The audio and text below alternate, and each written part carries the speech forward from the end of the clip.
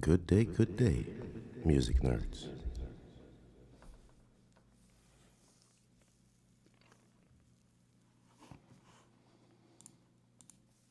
Alrighty, let's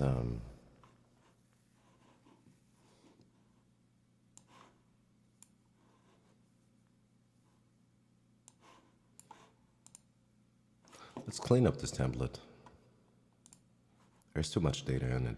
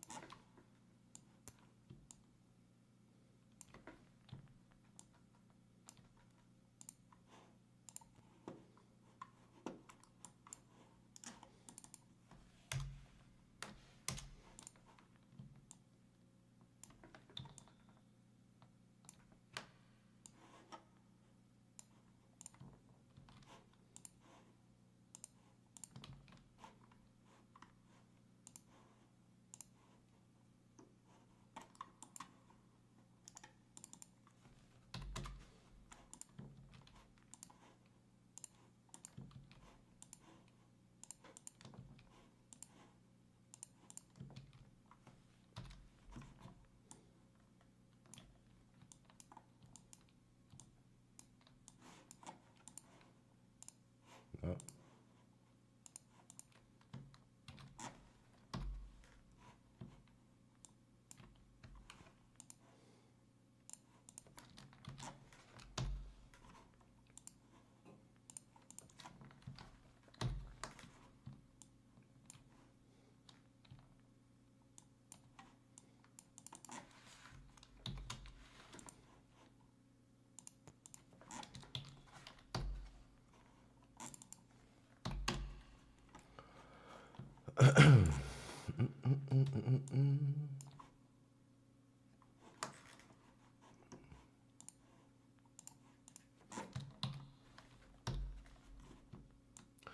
Let's reduce the bloatedness of this template.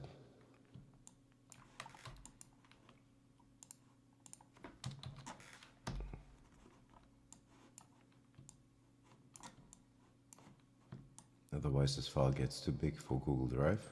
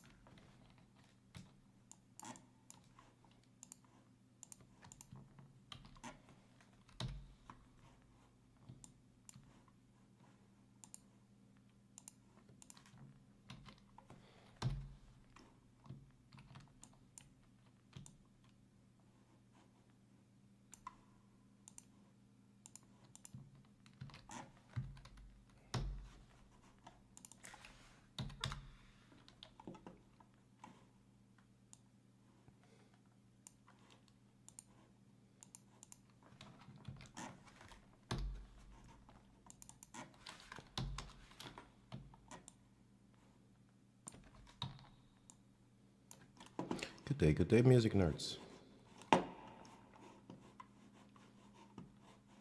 Hello, Shamana.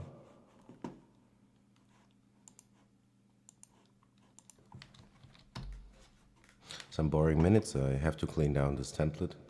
I want to keep using it, but there's too much data and I need to reduce the file size and rename it accordingly.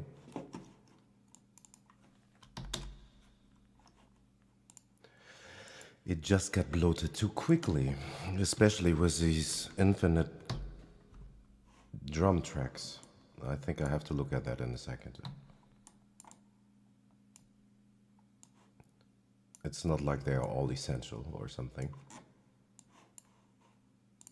And then it doesn't need to be reverb on my voice.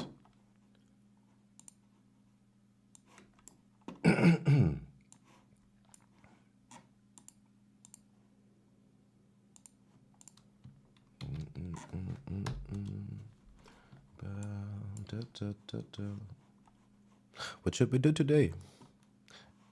As always, I have no mission. I'm just here to play the blues, basically. Or to learn to play the blues. Maybe that's the right way to phrase it.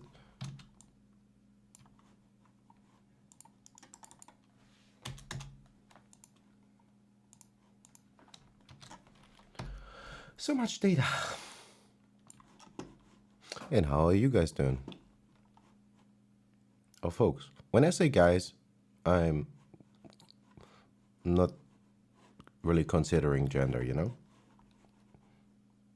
When I say, what's up, guys, also feel included. Maybe I should just say funky folks. That should be gender inclusive enough. In a second, but I have to delete all the stuff in here so there's more space to record and maybe, if we get a happy accident, to find something. Because the problem is, usually I commit the sequencer crimes. I will be recording, I don't know, 3,000 bars of whatever keys or anything, anywhere in the sequencer. And it's kind of hard to find stuff, and even harder to find the good stuff.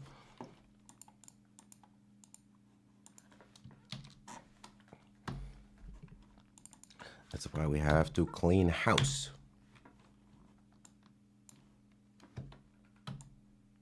Okay. That already looks a whole lot better. Oh my god. Let's get rid of all these tracks. All that automation. Nobody wants to look at that.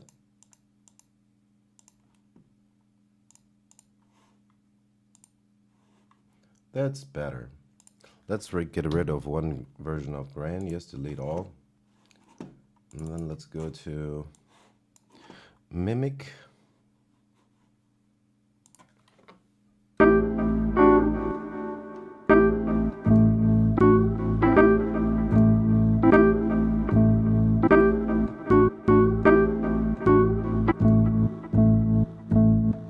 Anyway, we have that in a different file. Let's clear this out.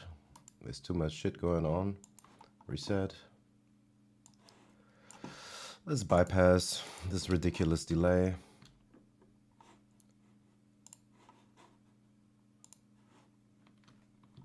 Oh god, I don't want to look at these sequencer tracks.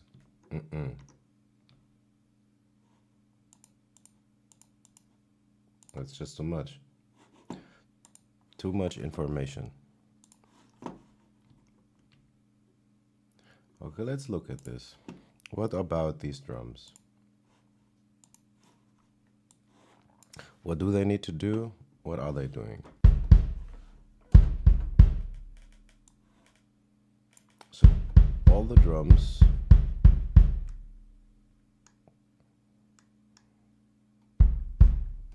Yeah, but it doesn't have to look that bad. It looks more than it is. It's not a lot.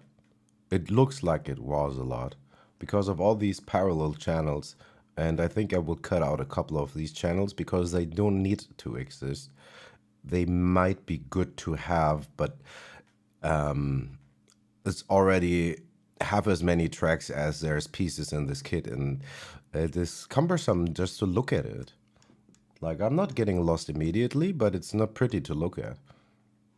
And honestly, if I would probably be doing an A/B test of some of these, especially the ones where there's just tape compression and going on, that happens in like 2 or 3 other instances as well. I'm quite sure we won't be missing it really, because it's not like I'm driving it like crazy or something. So we wouldn't probably even hear much of a difference. Like we could try. Let's see. Just gonna let this run. Let's bypass the tape unit in one channel here.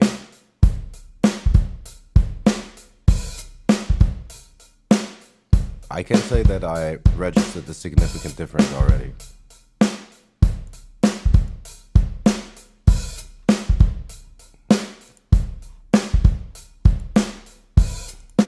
I would say it didn't make any difference. That means we can kill this track.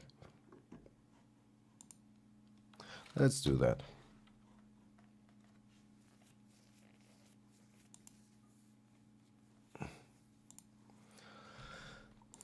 This will be...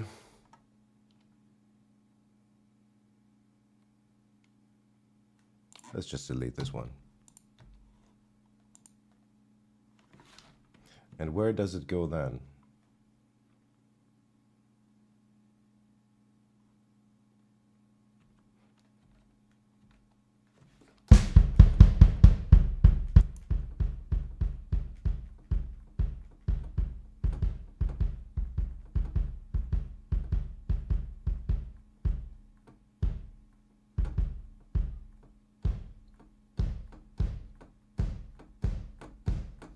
Yeah, I think we won't be missing that processor.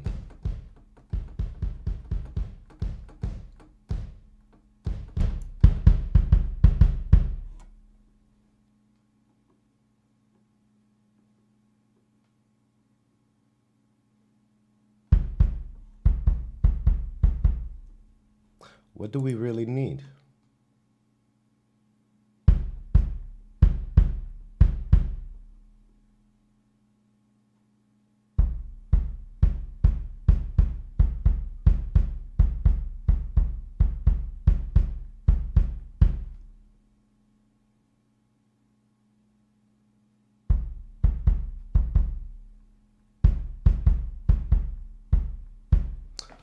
That I could do also in a different way, so I wouldn't have to look at an additional channel. Let's do that maybe. Let's kill this one. Just gonna use this here.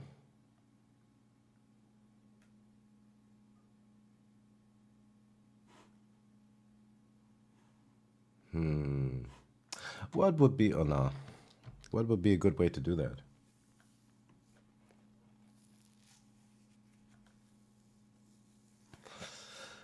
I want to be able to mute and solo all drums all together, but just from the kit.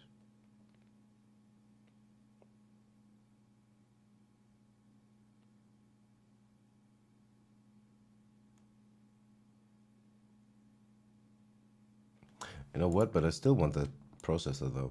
I don't know why, but I want it.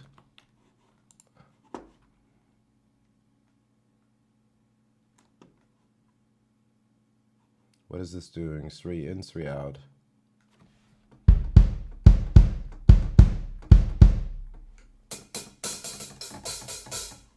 Okay. What do we need then? This can't be pre, it must be post, or else it doesn't make sense.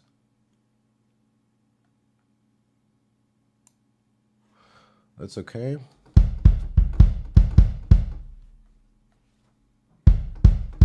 Oh no.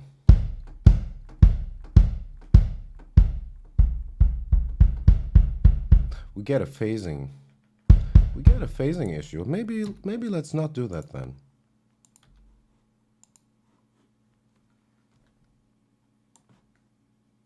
Maybe we just not do it. Maybe we just put the tape on the final one.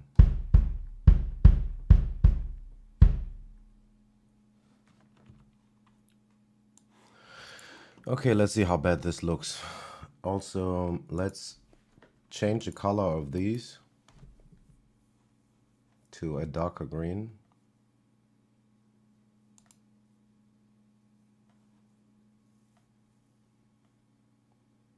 all these drum tracks go to drum sub. That's fine. That's fine by me.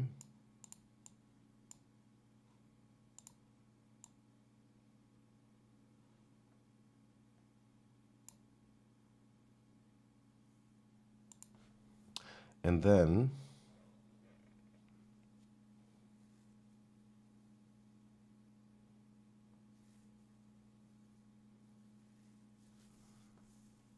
what? Sorry, I have to think about this a little. I just don't want to waste so much screen estate. And even though it's not taking a whole lot of processing right now, it could in a very near future. Also, looking at it is just not pretty. And it really does not really add that much. I think I was on autopilot thinking I would want or need those channels, but actually I really don't.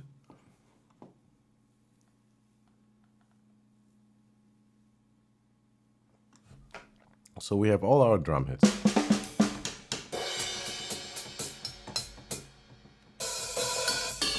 Where's my tones?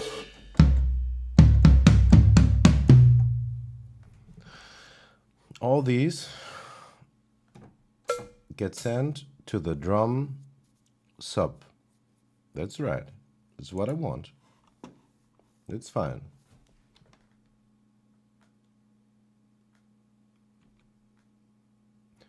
From this drum sub, it needs to go where?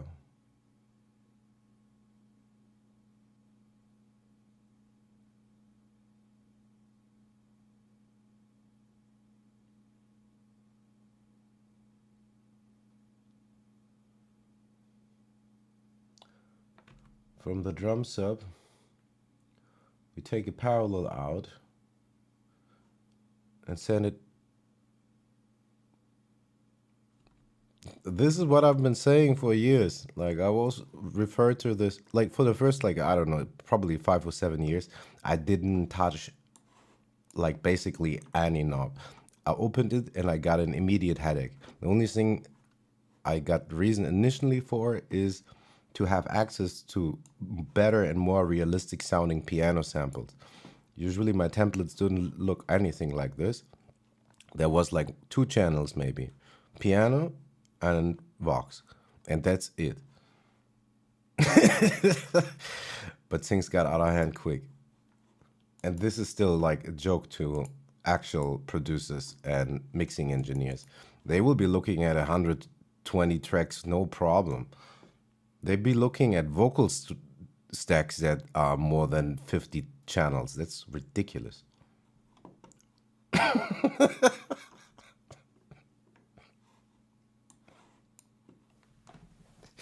Seriously, I don't know how people operate with stuff like that. And like I say, it all looks more than it is, because like every channel is kind of in its functionality identical. It's an emulation of an analog console. If we look at it from top to bottom, this is just one individual channel strip.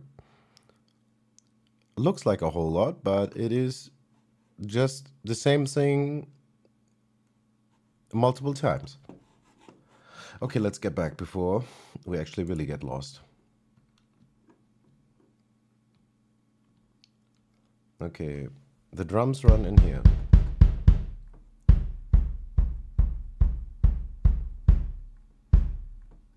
That's good. That means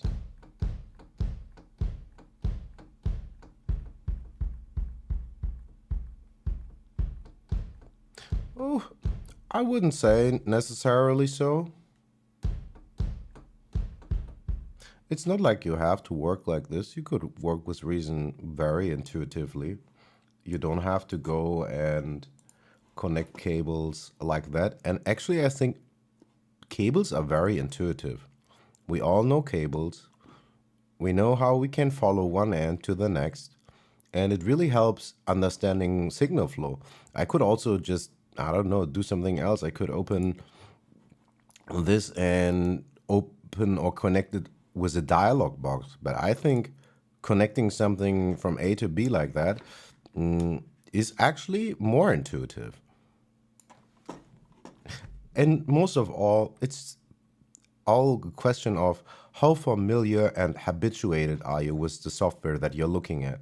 If I had been looking at Fruity Loops for the last 10 years, I'd be saying the same. It doesn't really make much of a difference.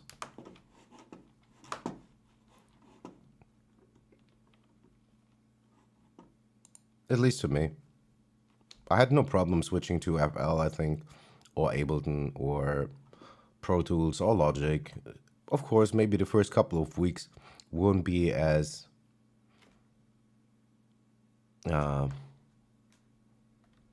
wouldn't be flowing super well, but I mean, it's not having to reinvent the wheel or something. They are all very, very similar. They are more similar than they are different, let's say that.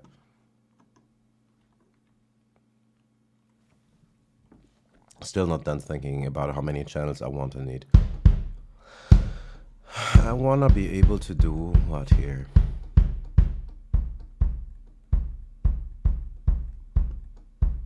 I want to send all my kit pieces into parallel compression, which is happening. That's right. After that, I want to bus together my dry drums from the drum sub and from my compression channel that will be run into where? Into this track. Just some glue compression, nothing crazy. 3 dB in, 3 dB out, little bit of crosstalk, that's it. Nothing spectacular.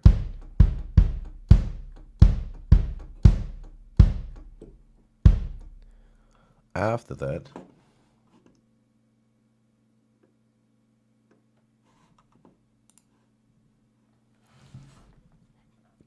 what is this track doing?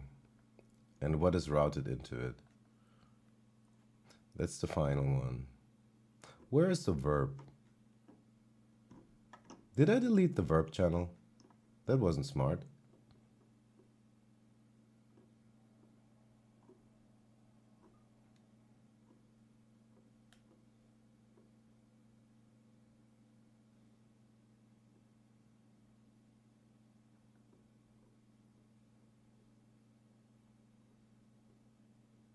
I believe I deleted a channel that I should not have deleted.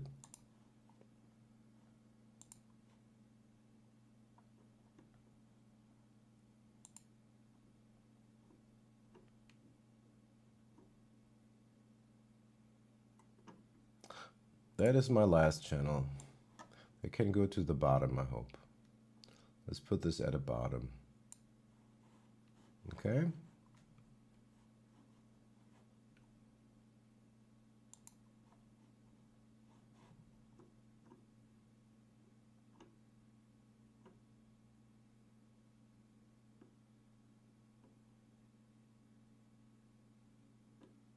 But you know what?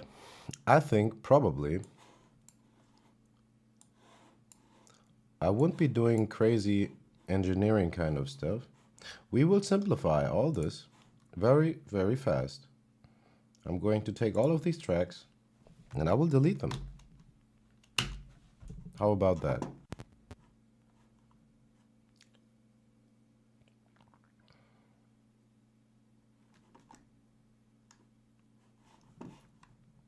Well, I wanted to leave one, but doesn't matter now.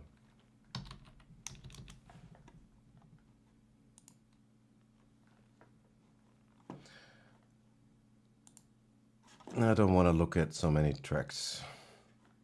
Let's get rid of this French horn, even though that was fun. Let's get rid of the Mellotron. I might keep the organ.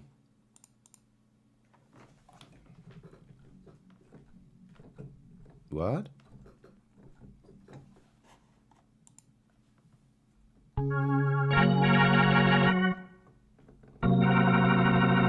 Yeah, we keep the organ. I think I'm gonna get rid of...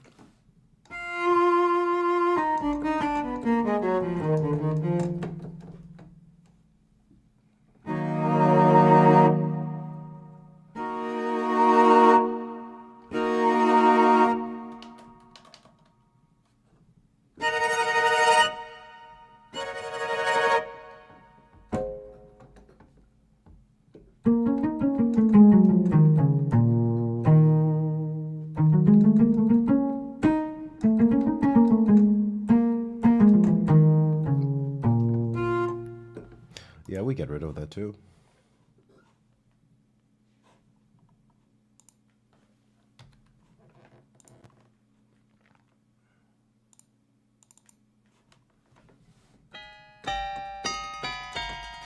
We get rid of object.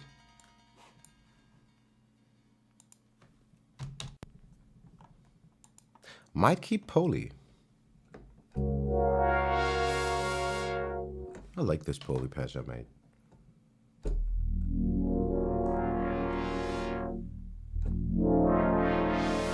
That's a cool patch.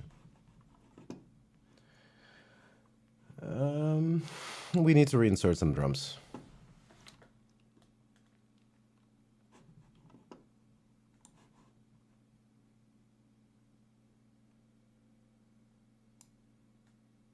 Not like that. Come on, no. That was not the idea. Shit. It's replacing the bass module for no good reason. Let's revert that. That wasn't smart.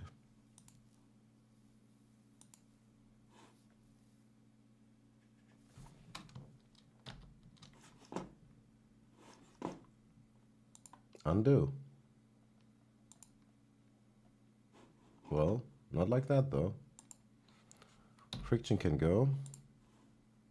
Object can go. That's the wrong color. But it's back to what it was. Let's get burgundy. And then let's add addictive drums again.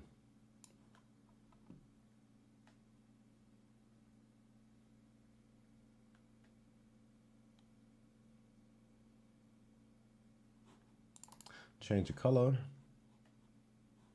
real quick. Just call it drums.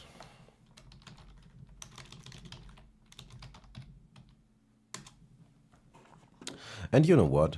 Even though I really like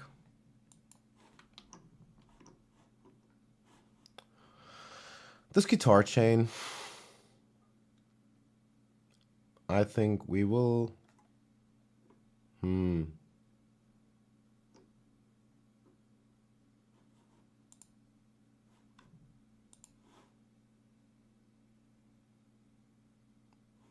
yeah, I think I would just want a simple template. I don't want to look at one voice that has like 5 parallel channels. I'm not mixing for master or something. I just want to create some simple ideas. I don't need all these gazillion tracks. It doesn't make any sense. But I deleted the wrong channel again. I'm not that smart.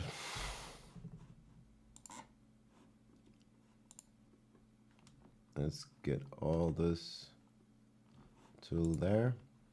Let's delete. Select it only. Yay. This looks so much more bearable. Okay. Okay. Look how tiny it is now. Isn't it pretty? Look at it. We basically have the same stuff in here, but we don't need to look at 30 plus channels. Like there was like 24 channels for guitar, for drums and percussions. And there was like, I don't know, 6 tracks for guitar. And yeah. Did the guitar maybe sound slightly better with its own parallel channel, room and spring and whatnot? Maybe. Is it a significant change? Not really. And also it can be reapplied if needed to, in hindsight or in the project, where it will be finally, if it's ever going to be in a project. Let's try to keep this simple. Okay, also now we can rename and save this file without overwriting all the stuff from the last 3 days and the other project. Save as, just change the date, just up it by 1. Come on now. It's the 4th of February. Sound exploration. File has the same name like the stream. That's perfect. Super. Just keep it simple.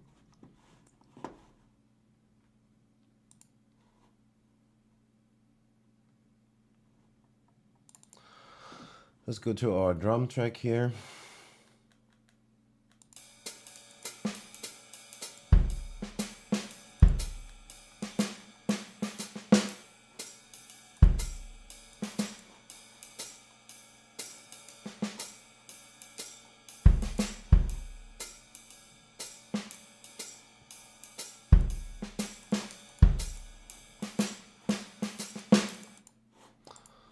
And that's okay as is too. We're only gonna add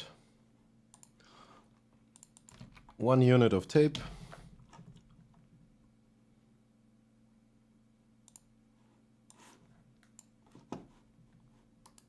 But we're not going to do some hyper processing. There's no need.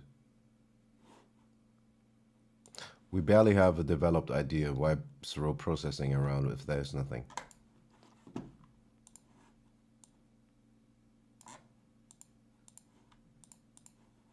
Especially not on this machine. Okay, let's listen to this 1 second. Okay. 60 dB in, 60 dB out.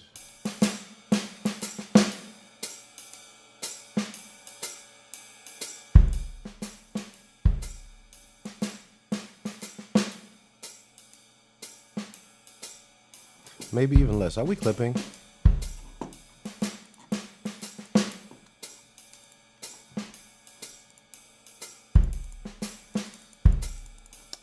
Come on. No, we're not clipping. Excellent. Excellent, Smithers.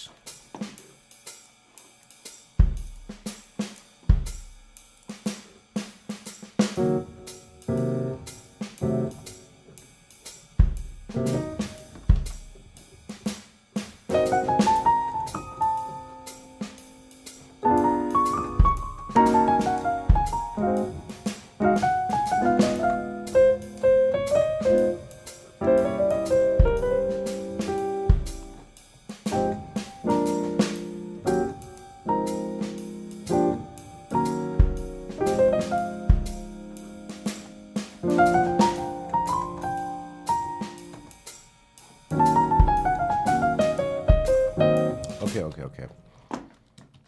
We're gonna do this in a little. I need more caffeine and a desk stick. I'll be back.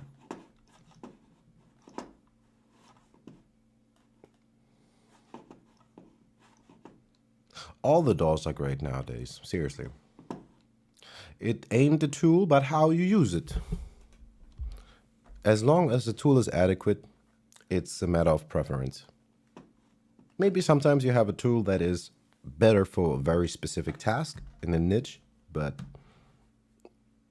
in a broader sense, all these machines are having more than enough performance. I'm like running an Asian machine and it can still handle more than I think it could or should. I mean, imagine people in the 90s would have had access to this technology.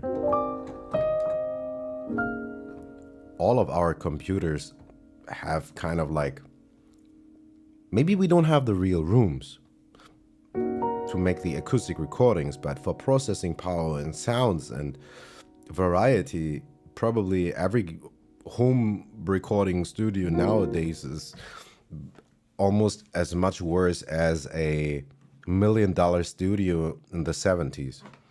Technology just went brrr.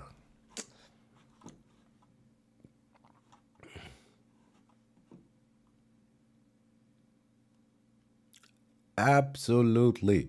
Absolutely. And also, you need to protect your hearing. I don't know how many people are producing way too loud. Now, this is one thing I'm usually very careful of. I can turn, like, today, I'm even much more cries than I usually am, like for my headphone output, and turn it up just a notch. So I don't feel like I have to be yelling into this microphone.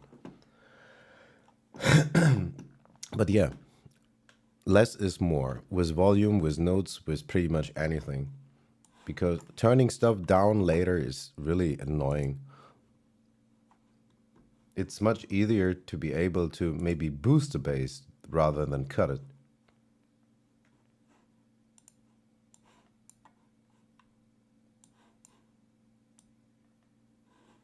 Because ears are very sensitive. Like, we can have certainly enough volume if we're hitting this, I don't know, at negative 18, 12, like negative 6 is like already actually really, really loud.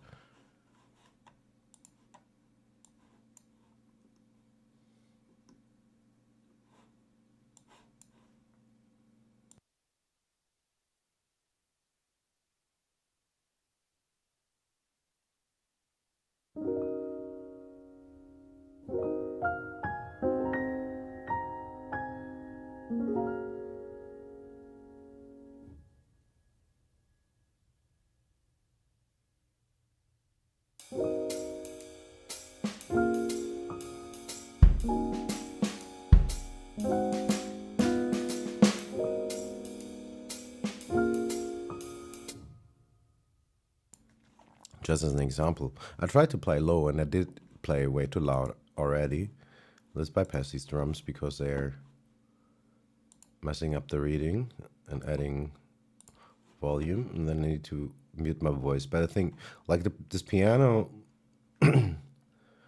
is maybe like negative 14 or so, maybe negative 12, the loudest peaks. And that is more than enough.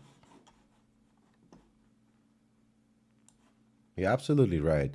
It's much better to start low and then turn stuff up than having to turn down stuff down in 7 different places and still not having achieved to not clip. It's not the smart way to do it.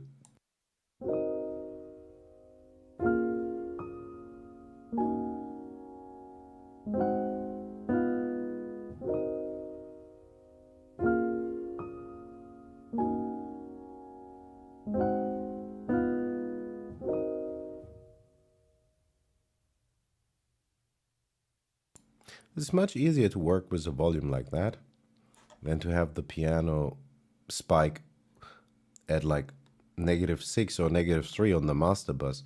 That's where I want my snare to be at the most, or my bass for that matter. Anyway, I'm gonna bounce to the kitchen and yeah.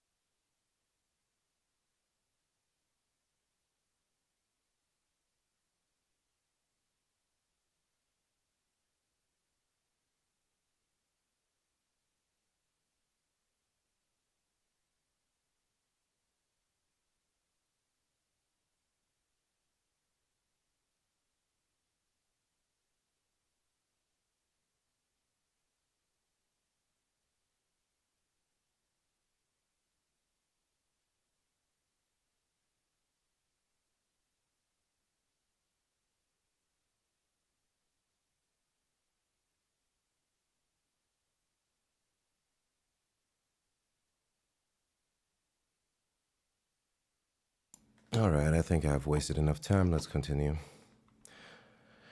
All right. All right, all right, all right. That was the wrong thing. Not quite. Maybe like so. What's chord at? That's better.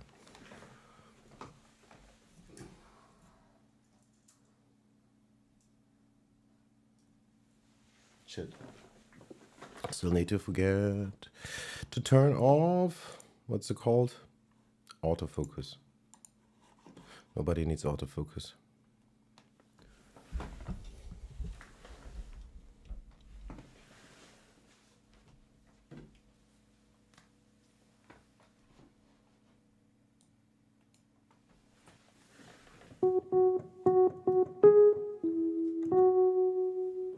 Okay, seems to work.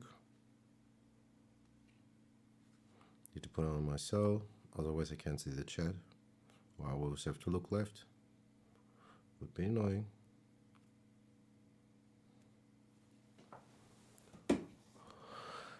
Why is it so cold in here? It's winter. Hey, Recon. Yeah. This is becoming more of the time that one can catch me because I try to sleep at night and not be awake crazy hours because it makes me depressed and vitamin D deficient.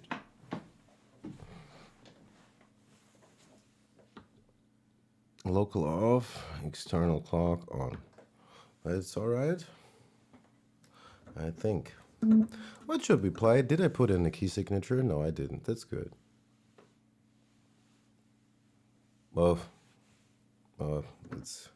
it was impossible to ignore. Let's say that. It's not being smart. It's my body forces me to do so, or I will get punished. I didn't come up with this on my own. Thank God my body is smarter than I. Probably wouldn't be here otherwise.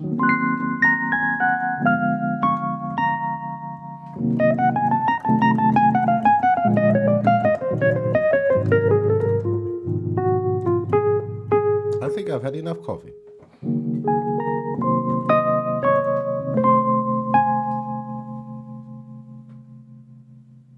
Music was one note.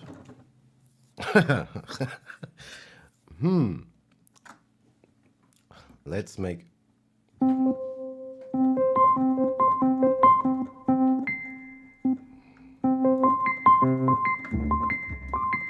I think we won't. That would be so sad.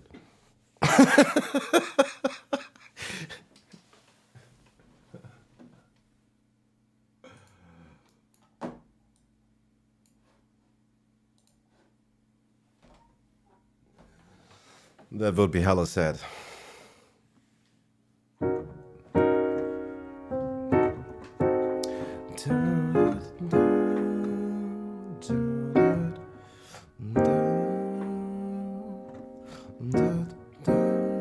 Oh, that's what we played last night, right? We had this change from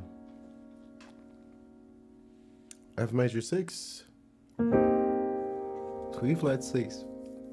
And then I was thinking forever what mode or key we are in, and I think we are in maybe 2 or 3 different things. We are in A flat.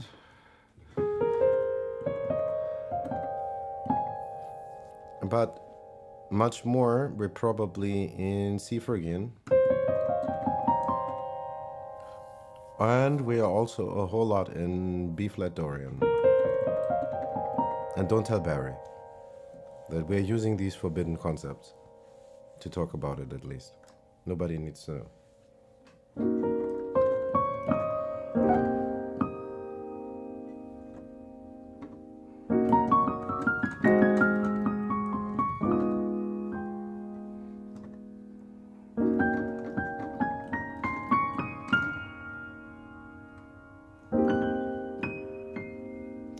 heard that somewhere, definitely.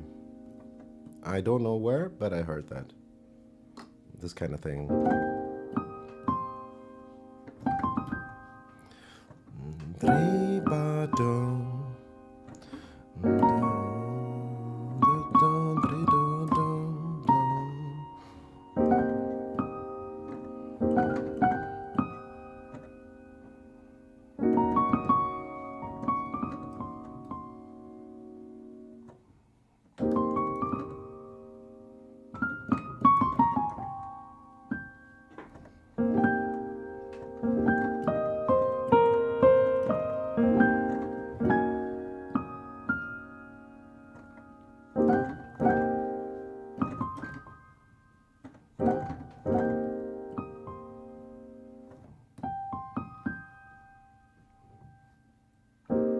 Get this E flat 6. And we can play C minor over it however we like. Could just noodle the whole scale over if you would feel like it.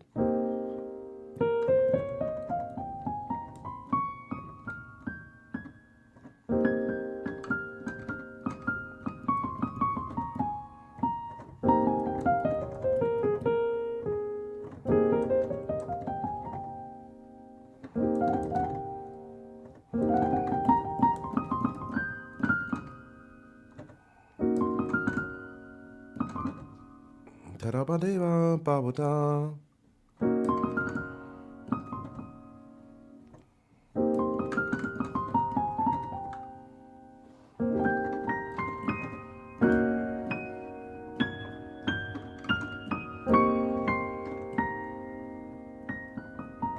Ooh, that was not good.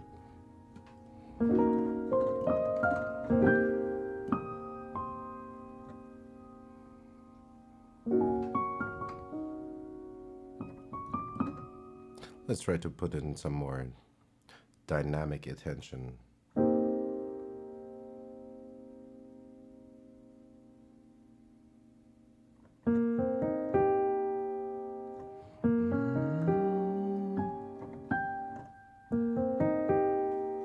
I don't know too much about music theory either. I mean, I'm using this app to learn music theory in reverse. Like, I know about some general concepts, but I didn't study music or whatnot, except my private study that I'm doing right now. That's what I do. This is my music study.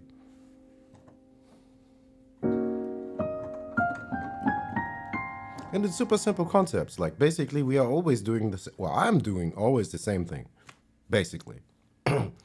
Like, for real.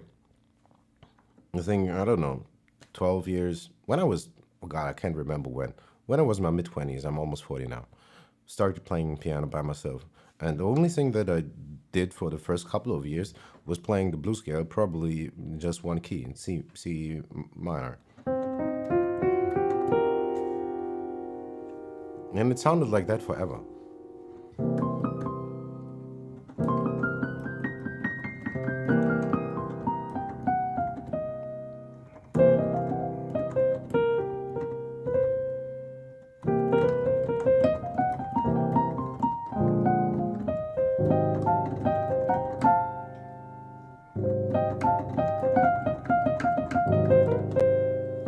And it didn't sound like that either.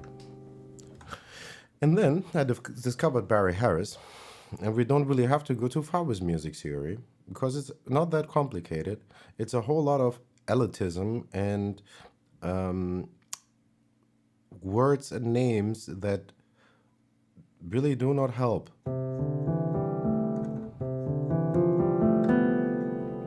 But basically, what I play most of the time is just a major scale, and then I play one extra note, which is, let's say C is our home key, right?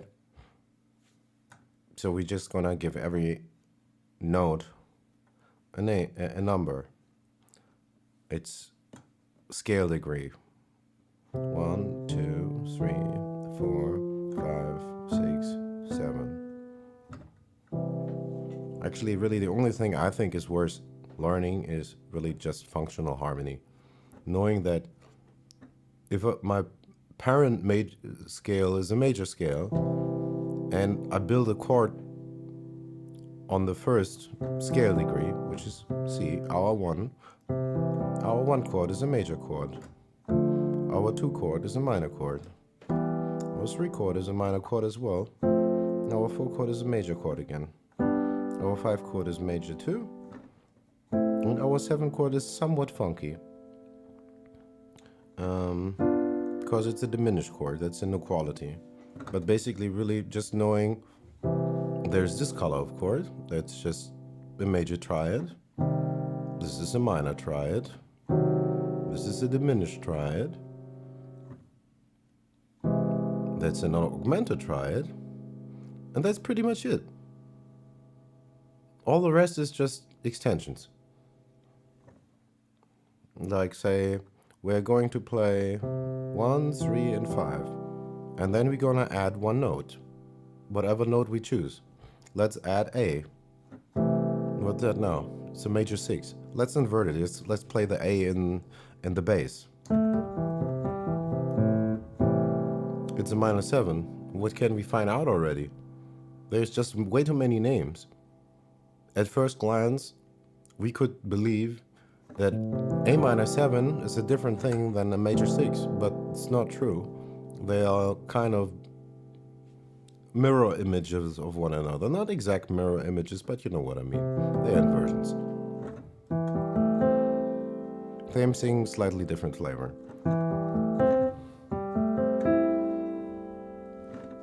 But what could we do? We could make this flat 6, major 6. Sorry, that's the flat 6. We could make this major 6 a flat 7. Now we have a dominant chord. And what's that gonna be? That is, we have the root, a third, and a flat 7. Let's break up these different intervals. What kind of interval quality do we have? Our first interval pair is a major third. Our second interval pair is a tritone.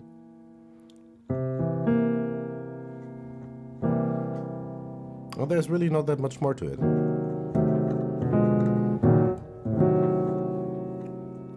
What I do most is, let's say we just practice, right?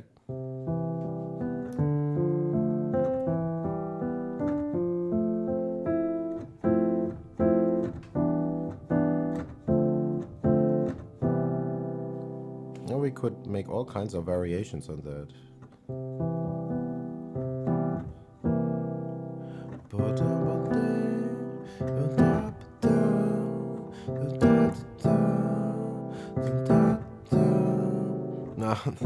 Not by a long shot. Not by a long shot. I would say this is just very practical guidance, maybe. It is the only stuff that I believe to have understood and trying to understand. And really, when I play, I try not to think about any of this because it's not helpful at that time. Maybe if I'm thinking about, I have this chord, what chord could work? The final instance will always be our ears. Like, how would I go about it if I wouldn't be thinking about theory at all? What chords or what notes would probably always work with any given chord? The chord tones. So there's a very good chance that I play any of these notes anywhere on the keyboard, be it a G, a B flat, a C, or an E flat. As they are already in this chord, they kind of cannot be clashing.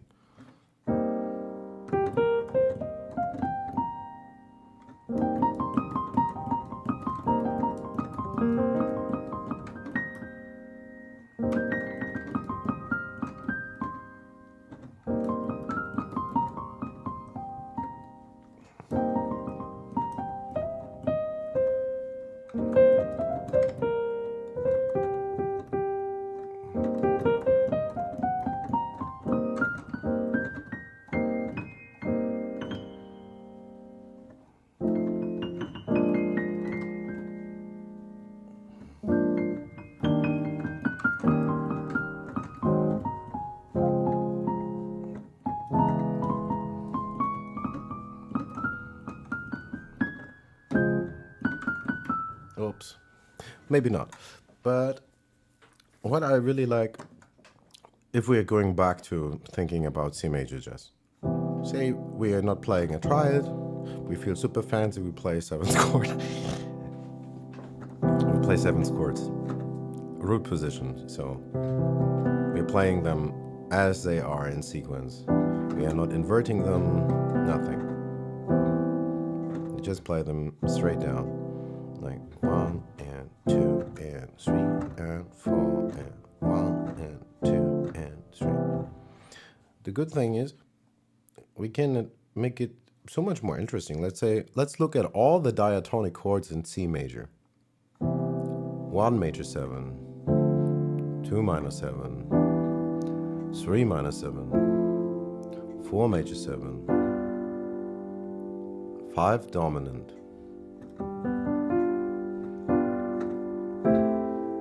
6 minor 7, and 7 half diminished. And then we get back to the 1.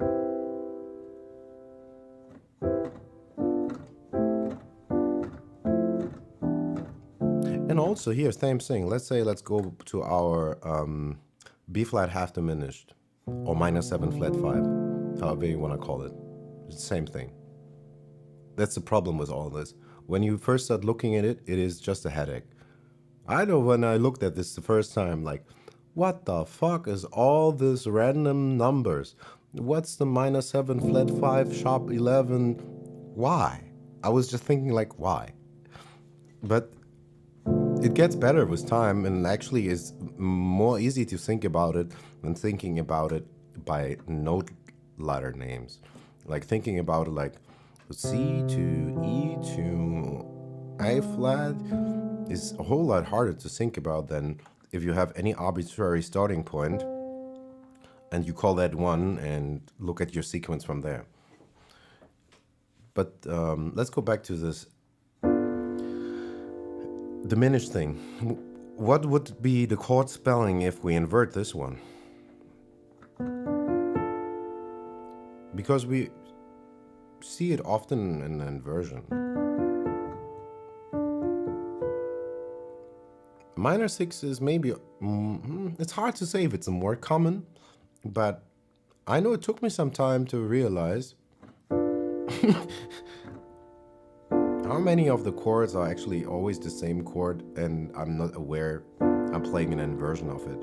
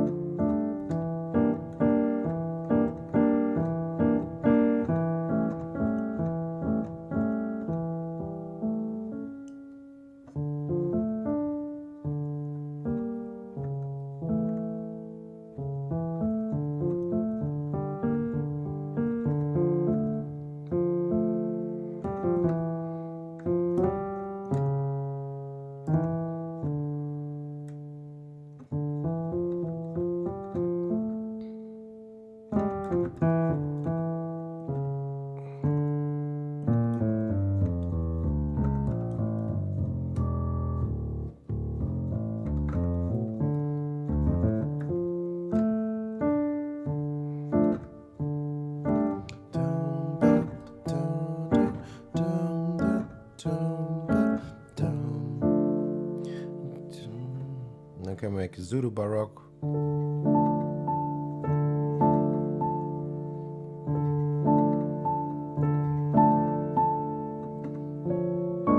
Ouch. I don't think so. What's the fifth of my chord here?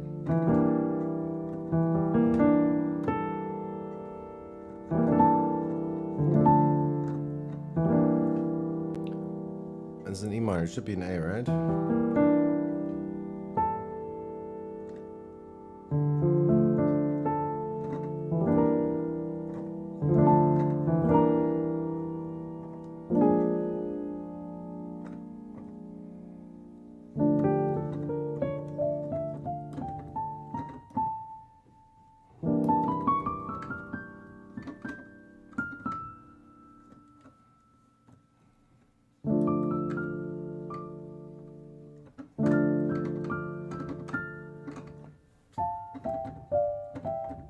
We're just going down D minor. All the mouse of D minor. Natural. That was melodic, sorry.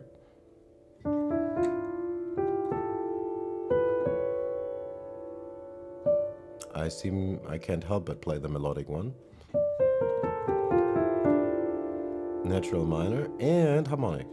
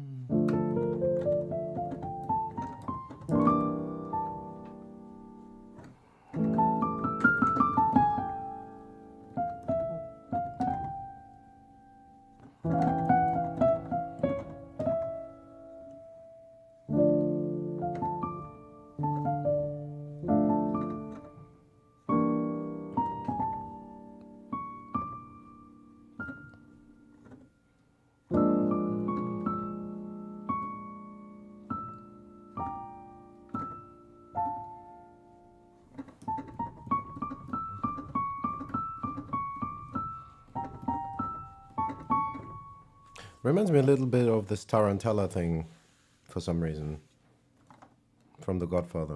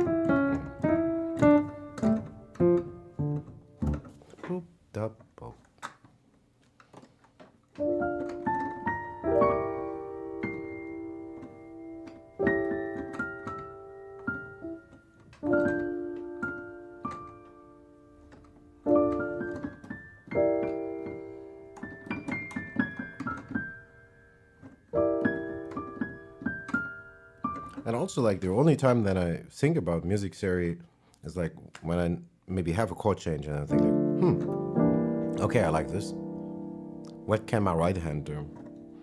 Then I would think, okay, because I love the blues and jazz. What is the blues scale?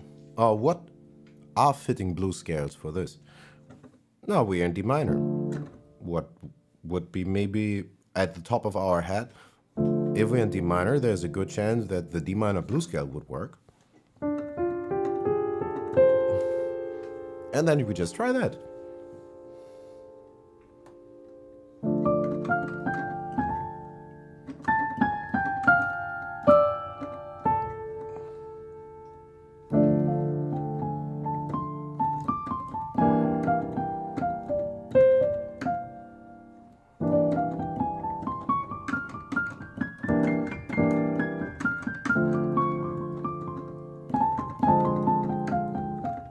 Switched key, I think.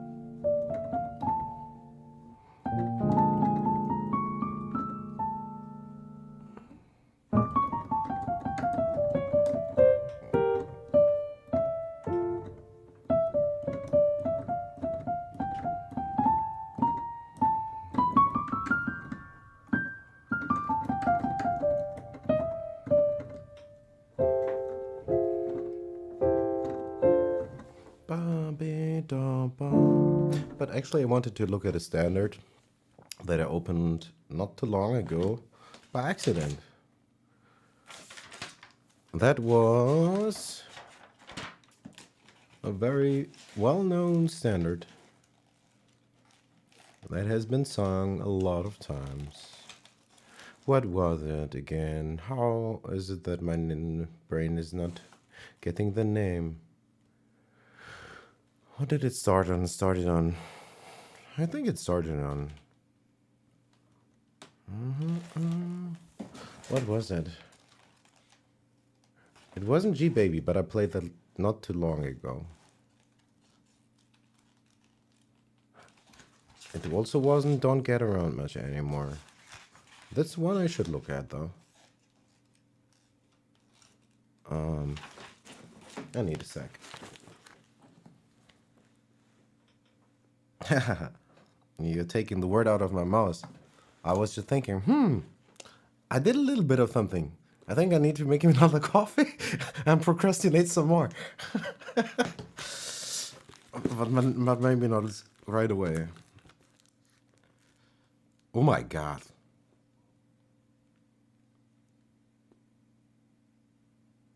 That's kind of a dense piece of sheet music.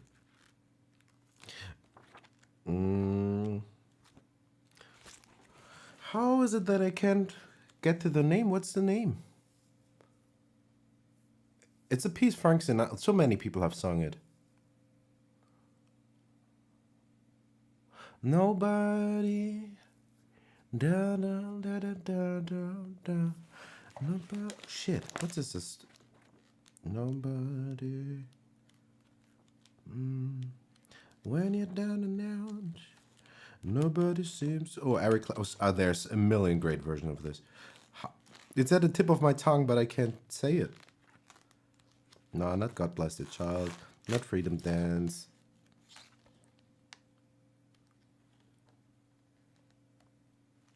What was it?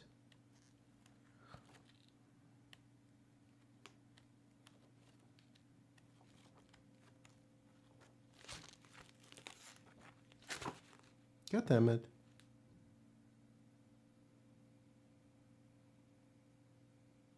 Yeah, I'll make some coffee, and maybe in that time my brain can remember the standard that I wanted to look at.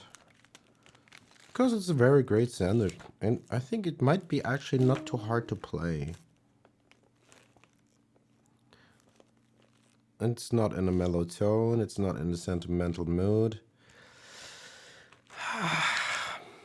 It is a very famous piece. I even sang. It's a couple of days. Lullaby of Berlin, that's not it. Maybe I go to the page for Around Midnight, because I think I wanted to look at Around Midnight, but I flipped the page wrong and then I looked at something else. Let's go to Around Midnight and look at its neighbors.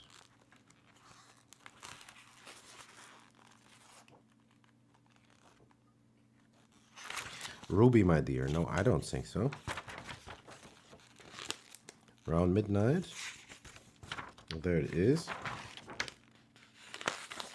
The Road Song. God damn it.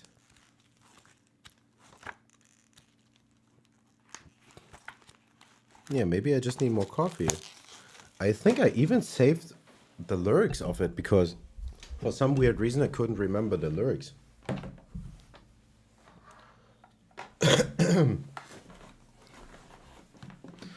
Holy Christ, what is this? What is the name of this piece? Let's save this first. Sound Exploration 4226. That's right. I'm not overwriting the last file. That's good. Ain't nobody. Da, da, da, da, da, da, da.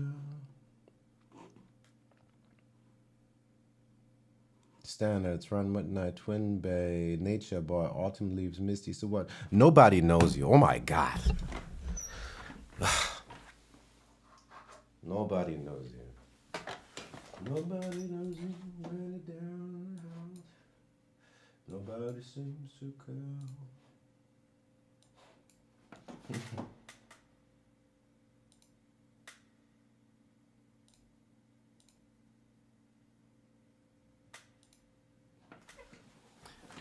Okay.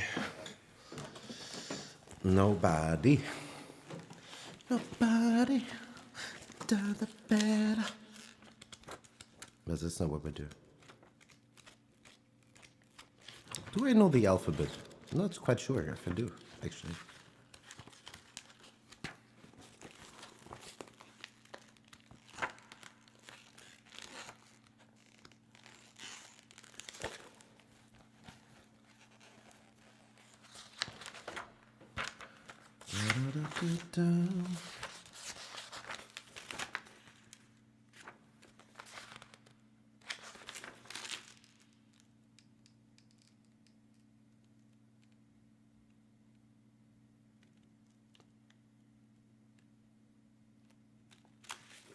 Really? It's a oh, sorry. It's kind of short one, I think, even. What was it again? It was started on F, right? Nobody knows you. Then it goes to A7. Ouch, that's wrong. That's still wrong.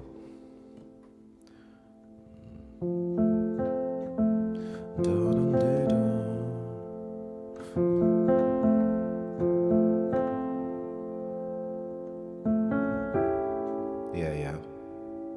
Let's play it straight down. No fancy stuff. Nobody knows you. When down. How have I managed to forget these lyrics again?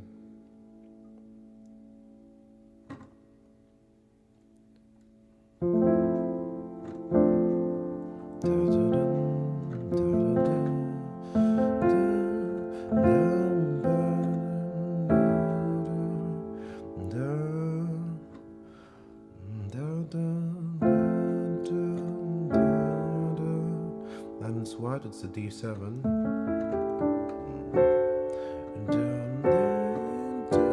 Oh, that's minor. Ouch. It gets worse. It gets worse. That's not good.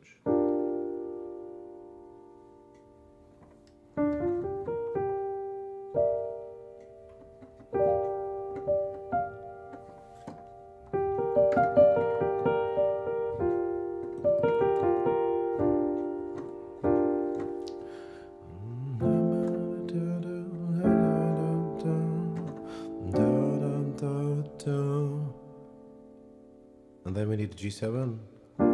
Oh, yeah, it's super. It's really also very well written. We can almost get away with root position voicings.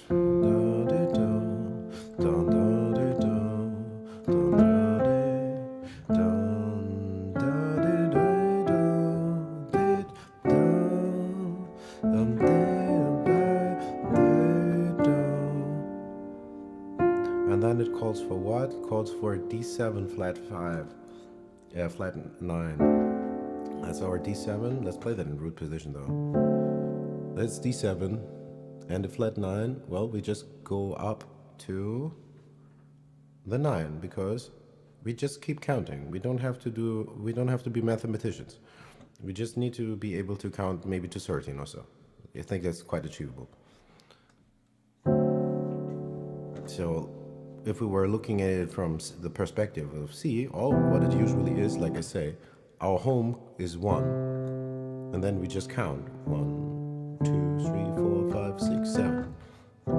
If we pass the octave, this would be in theory 8, but nobody calls it 8. We're just back to our tonic. But if I play now a D, this chord will be what? Considering our theory, if this is 8, then this should be 9 now. And it checks out. Let's see what happens if we play this 9 a semitone lower. Then it should become what? A flat 9. It doesn't spell though. It's no issue. But in theory, probably we would have to get rid of the major 7 and make it a flat 7, and then it should spell a flat 9. Ta-da! I need to make coffee.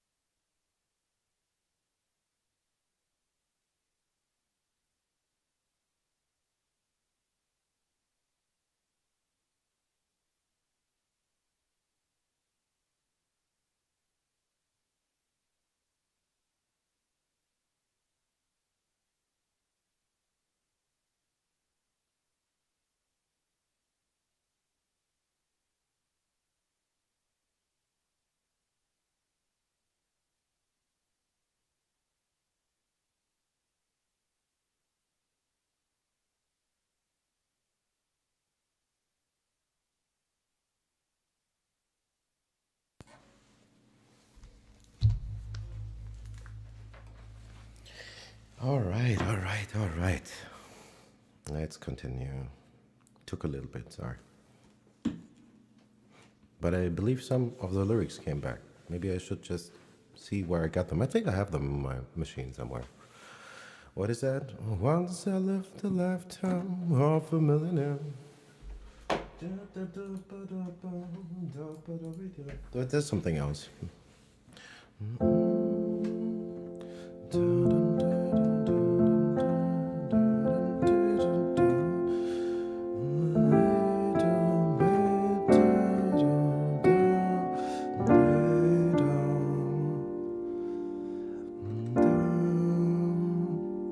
Let's keep it simple though. This is an F first inversion.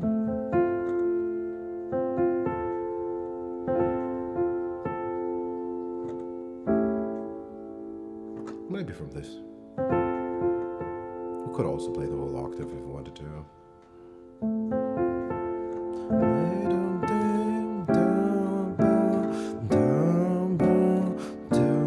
I'm not really looking at the notes anymore, but usually they often it's really many standards do the same thing all over.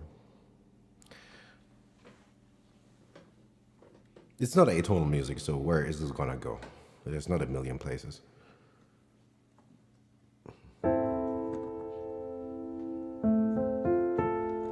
Once I lived a lifetime of a millionaire. I spent all my money and didn't have to care. Yeah, I need to look at the lyrics, but let's maybe keep looking at the notes.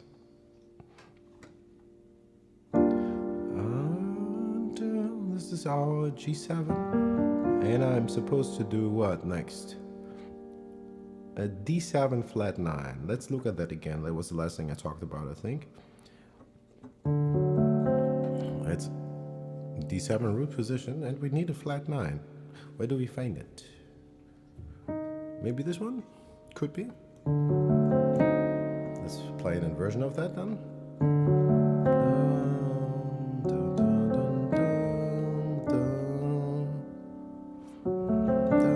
Let's play a different inversion though. Something that's more handy. It's spelled differently, why?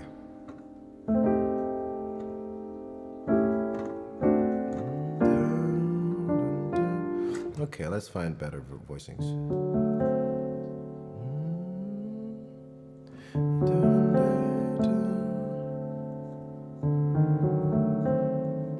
That would be a way to play it. We can just use our pinky, say, from here from our root position, we can just extend our pinky to E flat. And then we got that covered. We can look for more inversions. Let's play next inversion of this, if possible. It's a little bit of a stretch, I don't have the biggest hands.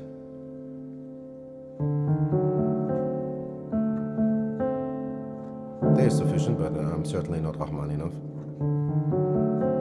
You know, there's people that make an octave look like a fifth. Like sometimes I'm looking at some crazy pianists, like, and after some time I'm thinking like, wait a minute, what is he just playing super casually? Is that a 13th? Like, my tendons almost tear when I play a tenth. At least some kind of NBA-sized hands is ridiculous.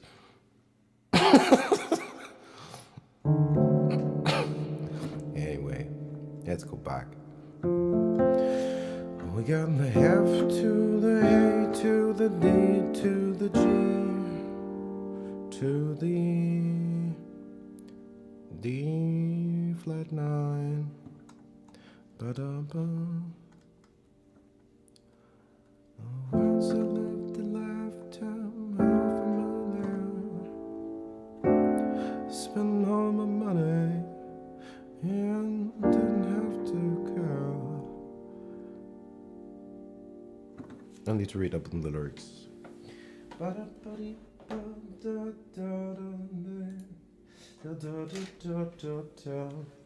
And even though it's not the most smart thing to do because of copyright infringement, we might be listening to a couple of renditions. Well, that portion of the audio will then get muted, but who cares? It's not like I'm monetizing anything on this channel.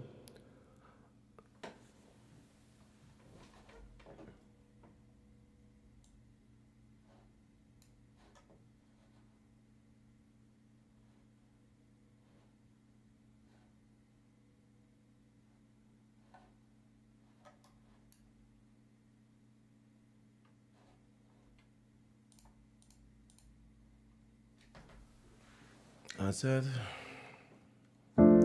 oops, no, that's wrong. Once I lived a lifetime of a millionaire,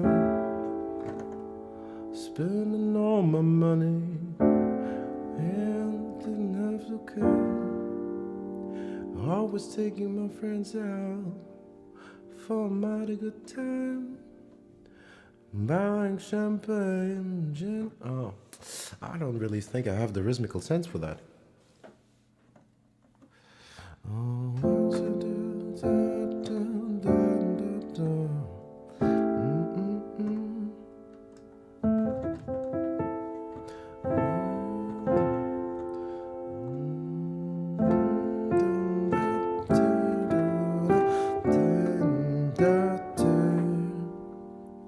And how do I make it connect?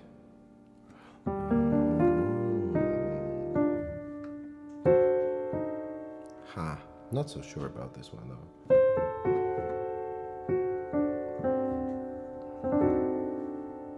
Wait a second. Okay, this will be one spelling. Let's make sure we are not inverting this any way wrong. What is another ergonomical shape for this? And that's exactly what I mean with it's so easy to get lost with synonymous spellings, because this C dominant 7 with a 9 is the same as our chord as noted here, which is a dominant 7 with a flat 9. Or in root position, this one. So let's get back.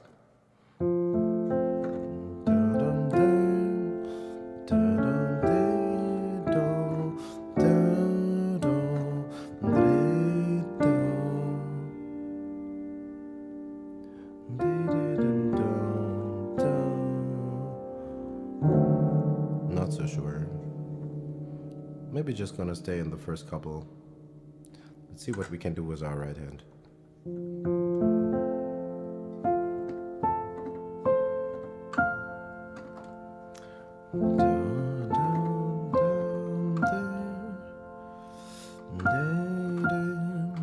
We need to go where? We need to go to A.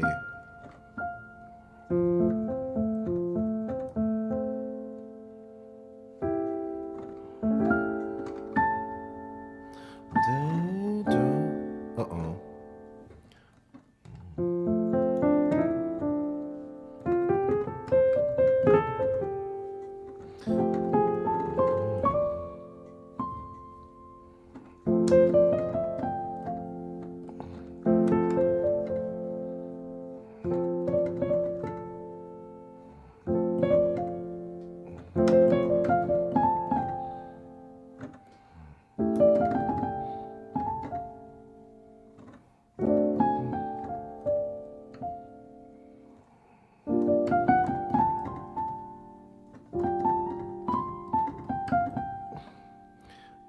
And then I still need to keep thinking about, because I haven't incorporated this enough, this weird chord. How can I also play it? Ew, that's ugly to play like that. I'm not quite sure if I can make that very efficient. That's not pretty either. It feels very unstable. I mean mechanically or ergonomically, not harmonically. Harmonically it's fine. That's not right. That could maybe also be right. Let's do all of them again.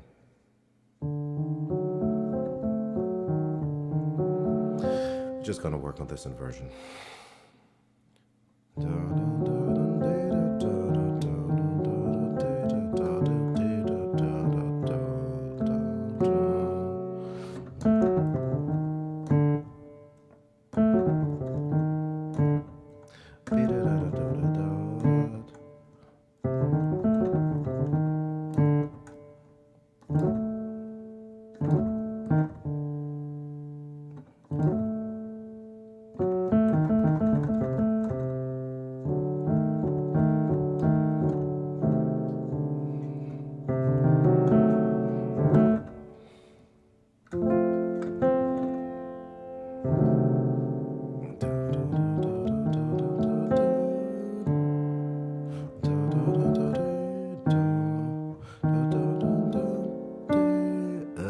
I'm not so sure. It's not really handy in the true sense.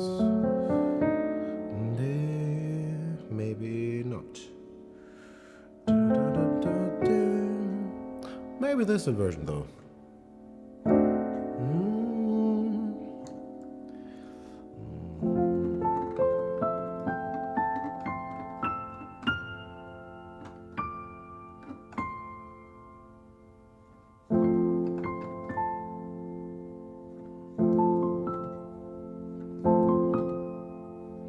Probably this is the right note.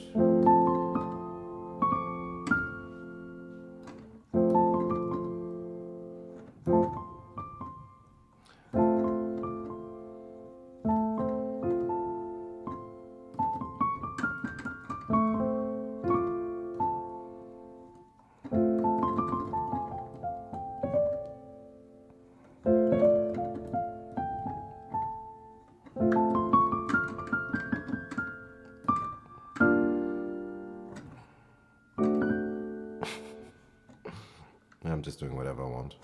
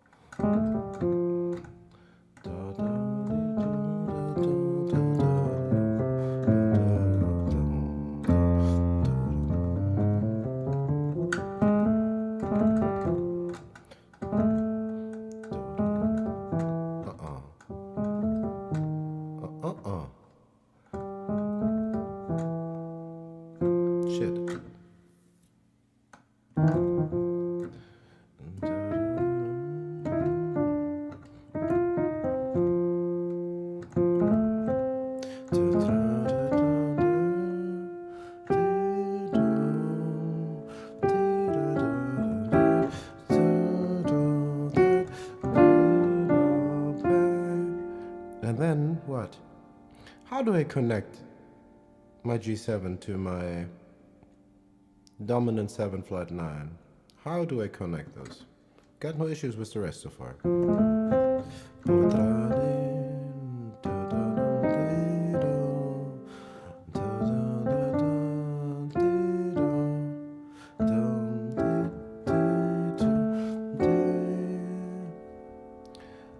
Maybe I prettied it up.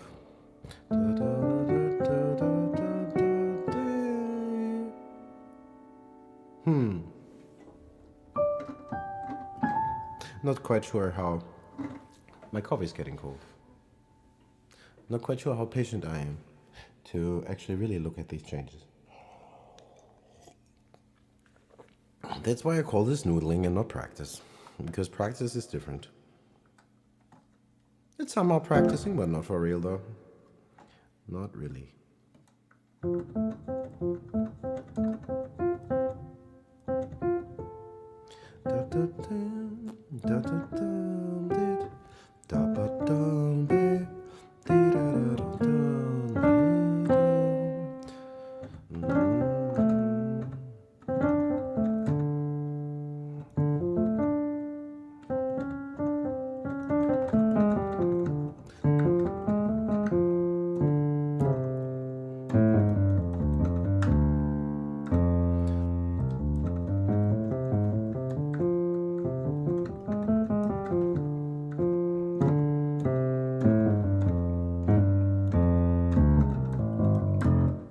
Ba-ba-da-ba-ba-da-ba.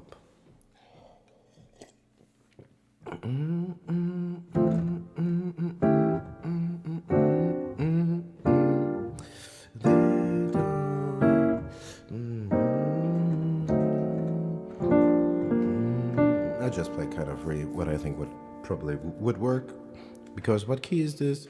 Supposedly there's one signature, there's a flat in there that makes it what should be F. Let's put an accidental in there.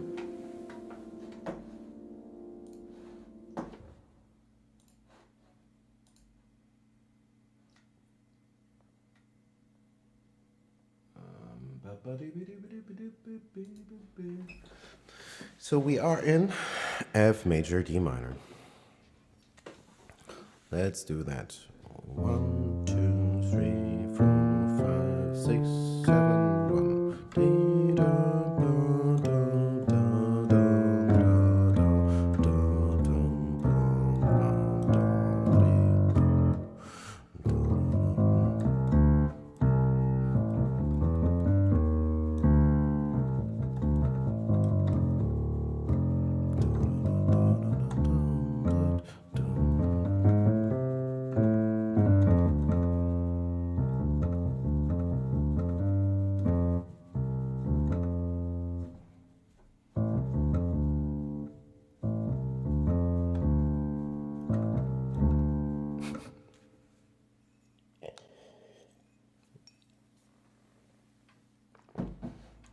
Yeah, I forgot to record, but there's not much to record right now.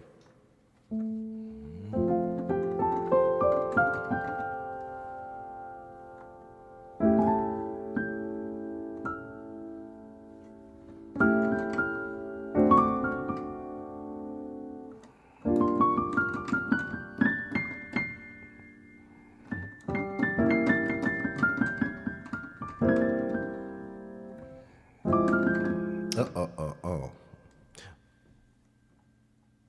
Man, much was tolerable, but that probably did not fly.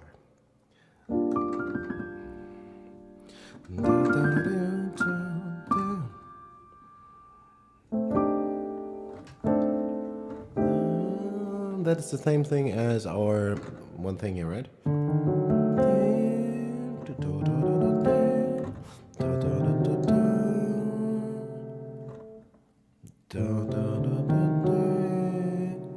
All the same thing. Different voicings, same thing.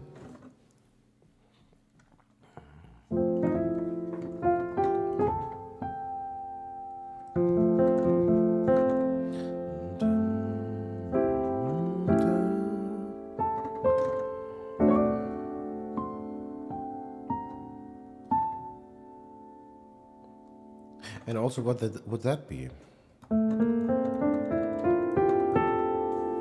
That would be A Phrygian. Sure.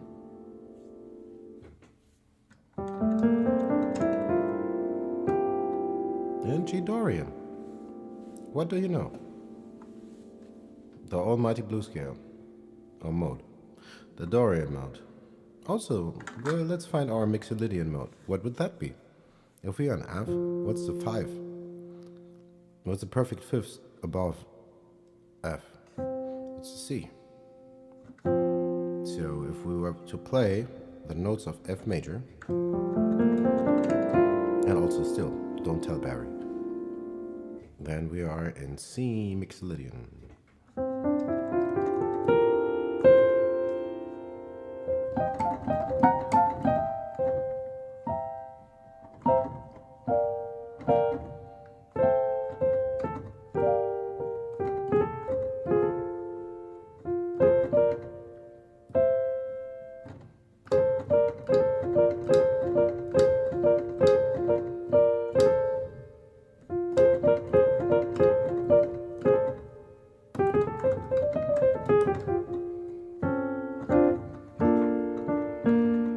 Sorry, I just want to play fast.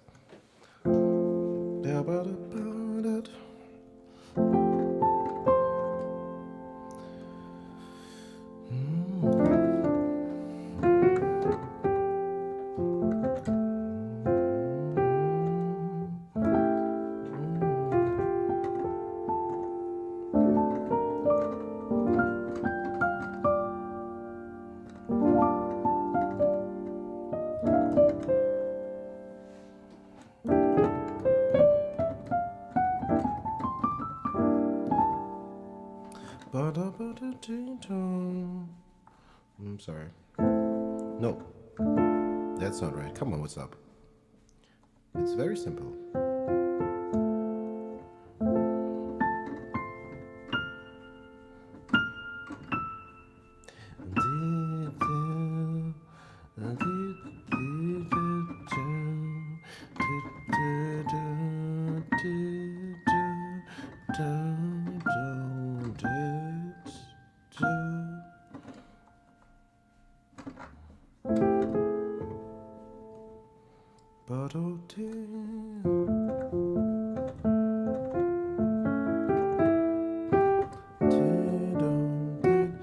I think my left hand is not done.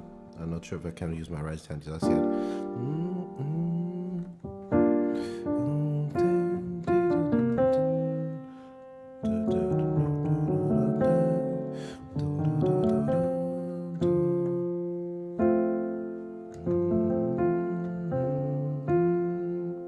Let's find different inversions of this D dominant. That's all. Root position. First inversion.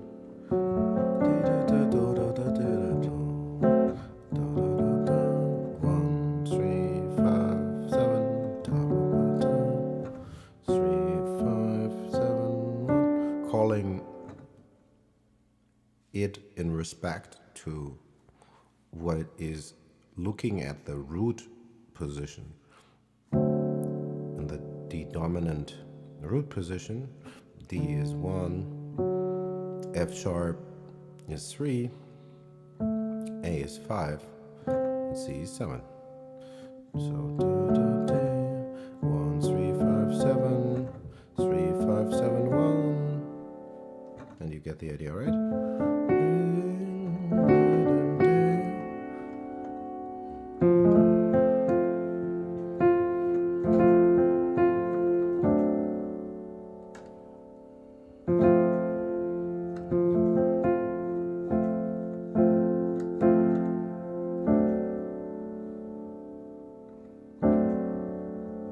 Play a different inversion of this F.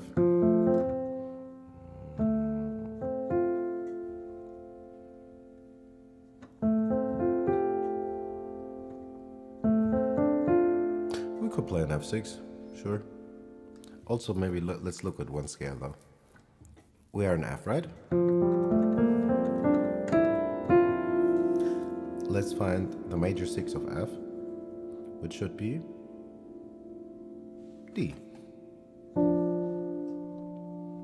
because D is the relative minor of F. Da, da, da. And if we play the same note material of any major scale and go down 3 semitones from the tonic, 1, 2, 3, we land on the 6th scale degree where the relative minor lives. So if we want to play the flat 6, we can always know the flat 6 can be found 1 semitone before the relative minor. In our case, as D is our minor mode, that means D flat is our flat 6 or minor 6, however you want to call it, doesn't matter. If we are now incorporating this note, we get an A-tone scale, the major bebop scale, but I encourage you to call it the 6th diminished scale or the Barry Harris scale. Missed one. Now we can make new chords by our theory of skipping every other note in a scale.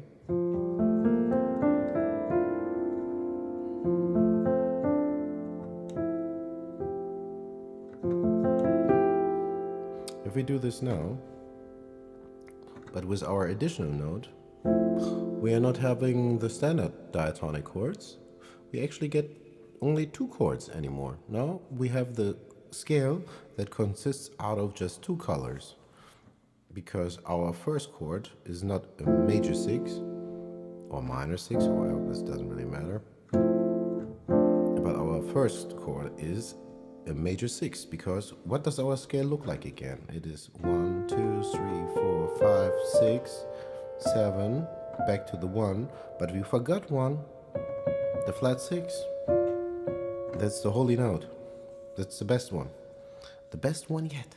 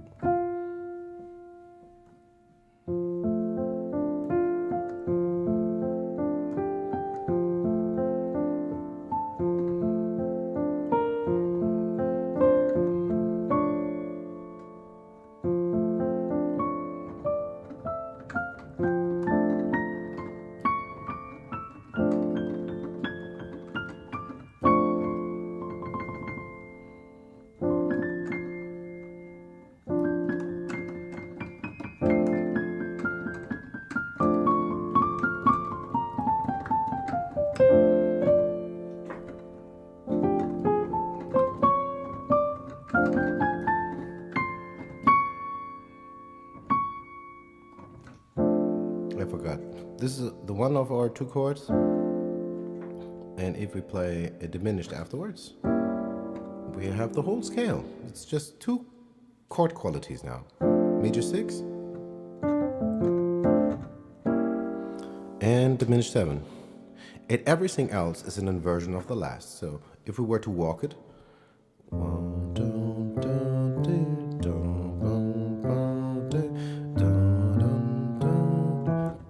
let's do this higher up so I can play them all together so they get spelled out.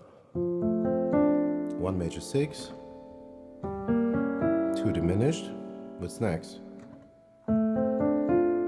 Major 6. And that's the same from earlier, but just inverted.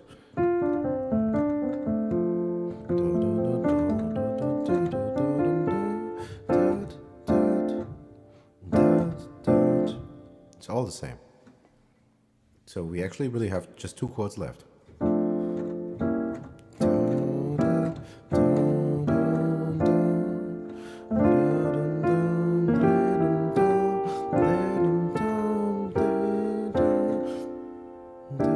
Ooh, that was not right, I think. What am I doing here? I messed up somehow. Did I? Why this is a minor 6? Should not be. Must be diminished, right?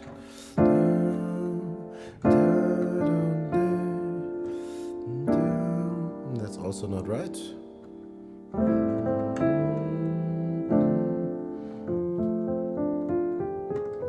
Ew, that was terrible.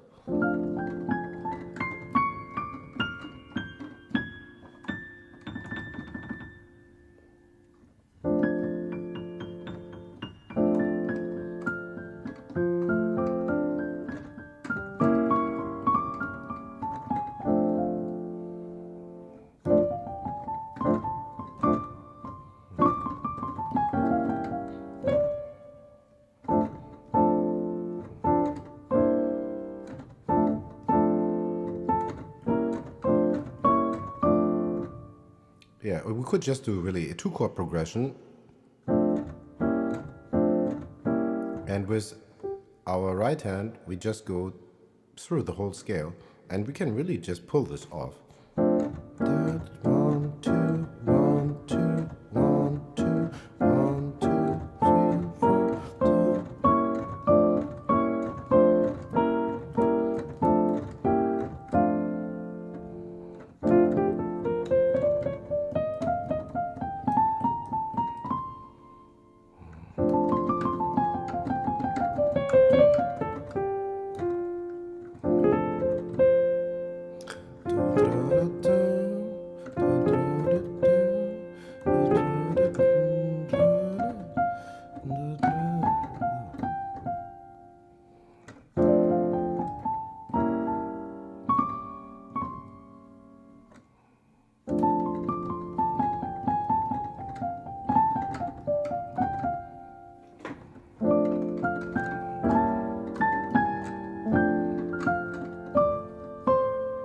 Do I still have reverb on?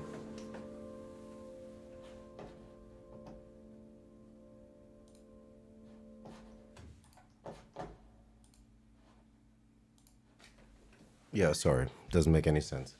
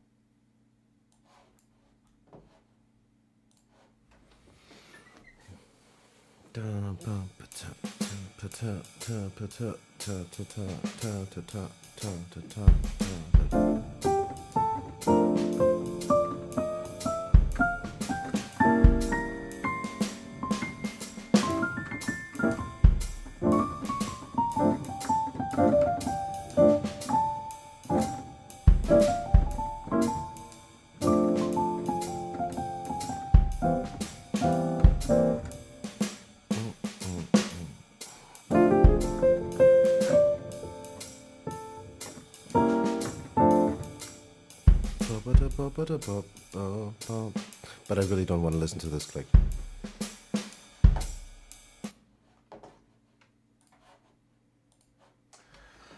I think I don't want to listen to this click.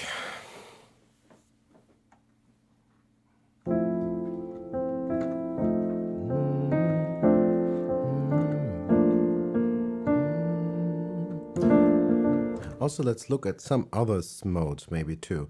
There is also the dominant bebop, which is pretty much the same thing, but instead of adding a flat 6, we're going to add the flat 7 to our major scale.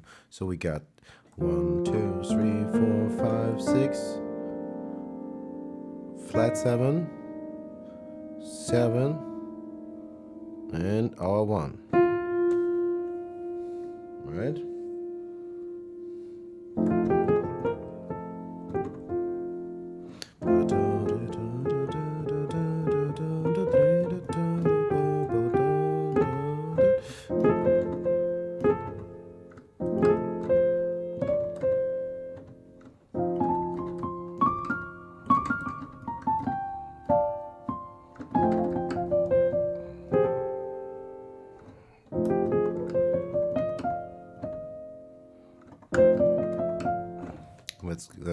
That's how we can play these enclosures that you hear in bebop all the time, and all these chromatic lines.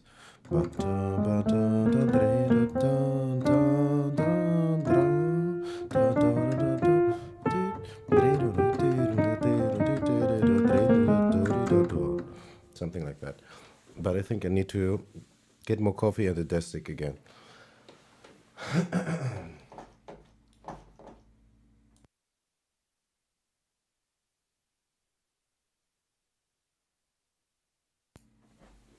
Maybe after the break, some guitar.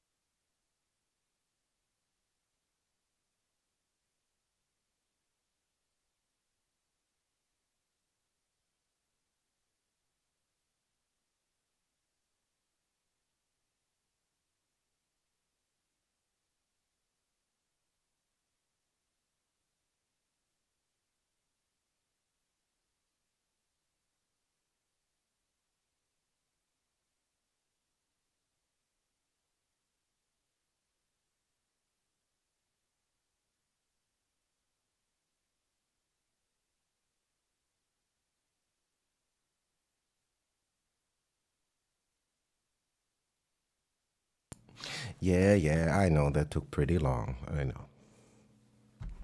I know.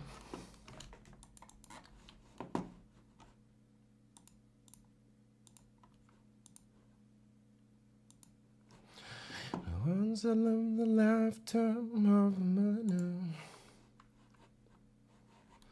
spending all my money, didn't have to care. So many great versions. So many great versions. So many great versions.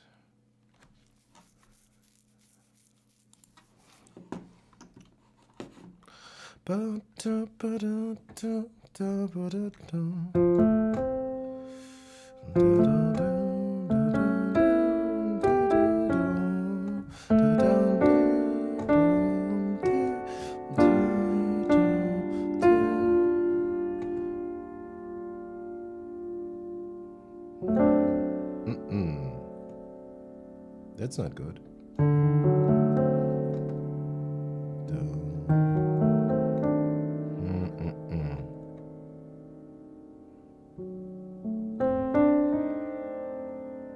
It's so weird, this voicing. Let's probably stick with this one. It's probably the simplest to play.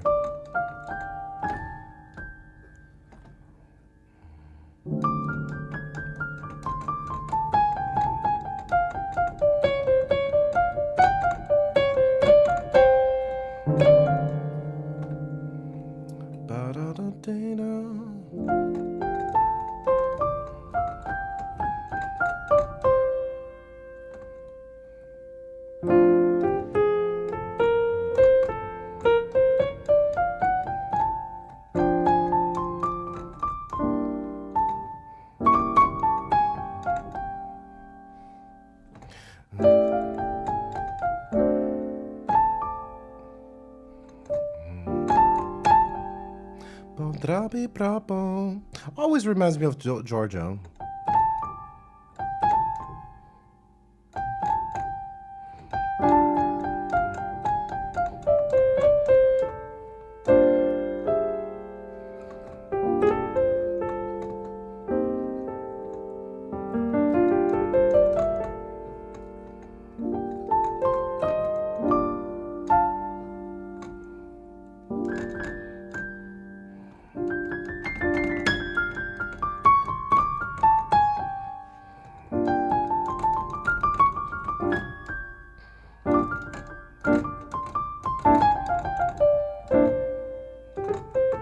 Let's play some guitar. I guess. Why not? Why not? Guitar. I think we have to improve on this spelling.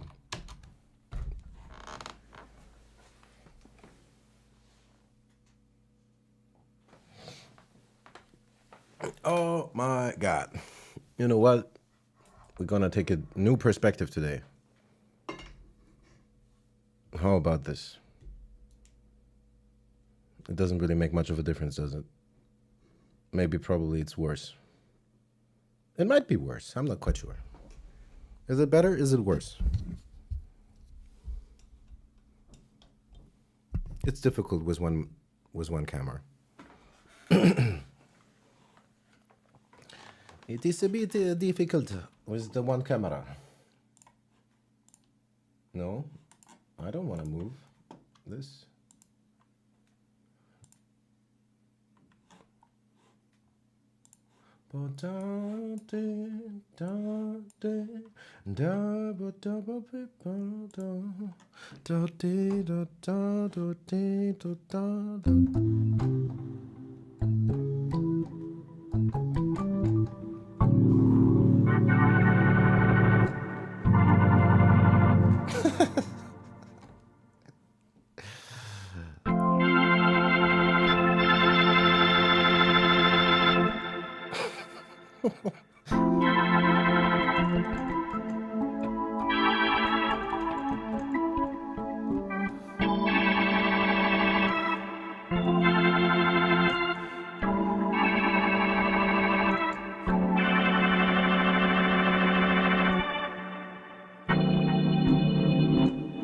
That's crazy, I know. Let's play this without this reverb. So we could do.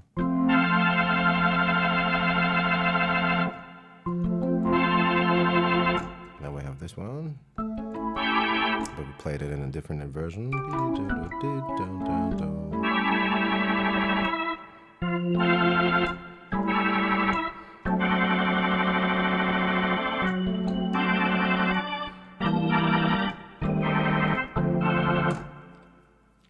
And so on and so on.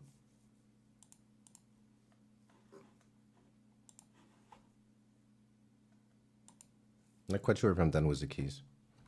Now I kind of want to play it.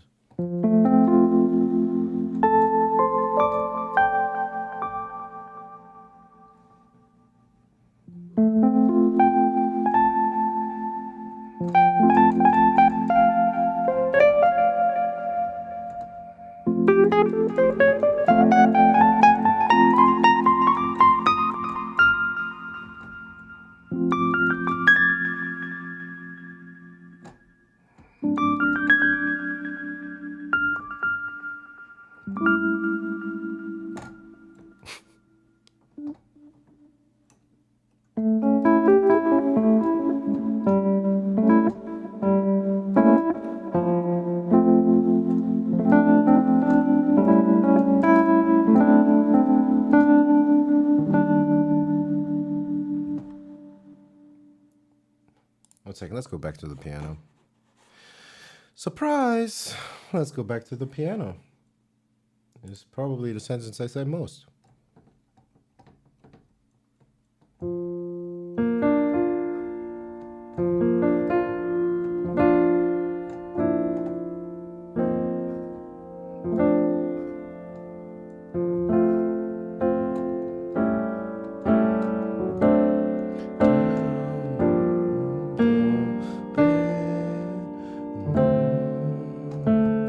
What's next? That's D7 flat 9. Then it goes to what? The G7. Then it goes to D7 again. And then it goes to G7 again. Wow. Okay. Anyway.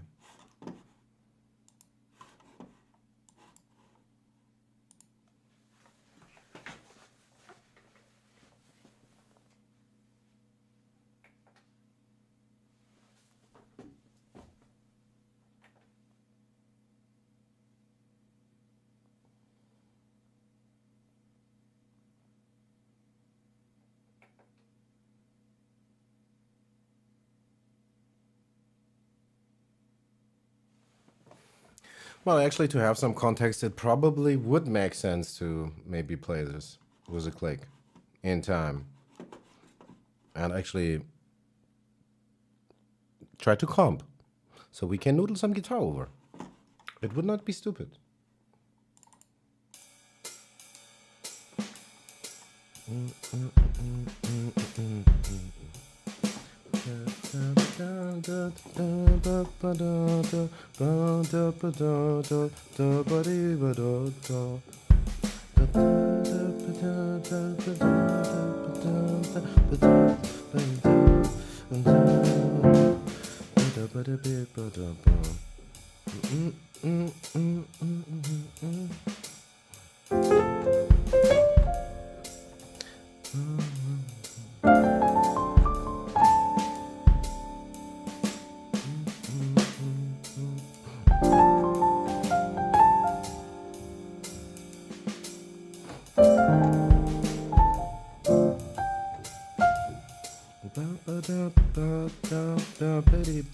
That's something else though.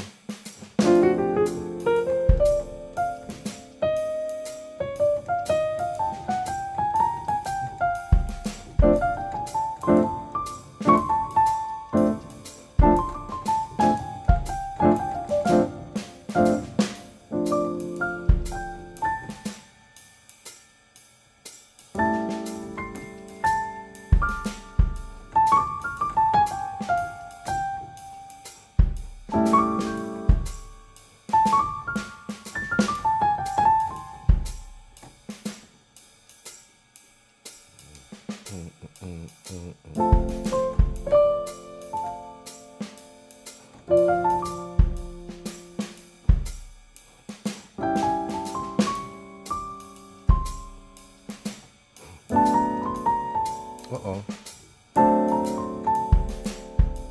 Okay, left hand needs help.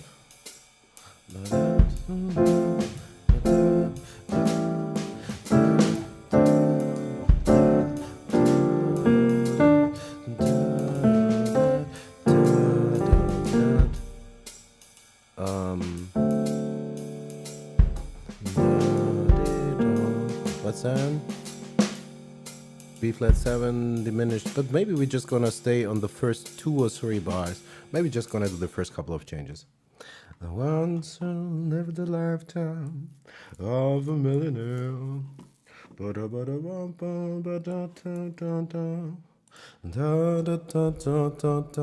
Unnecessary reverb, I know. Sometimes it helps me somewhat. Once I lived a lifetime of a millionaire.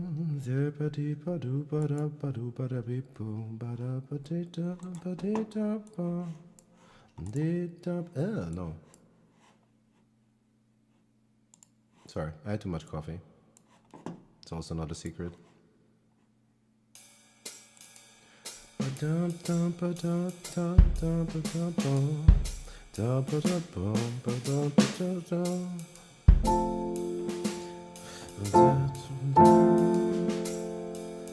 Once I lived a lifetime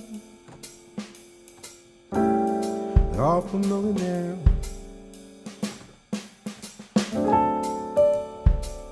Spend all my money, yeah. Didn't have to care.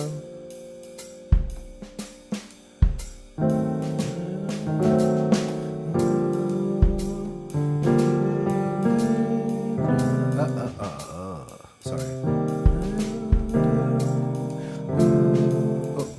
Oh. Danger, danger.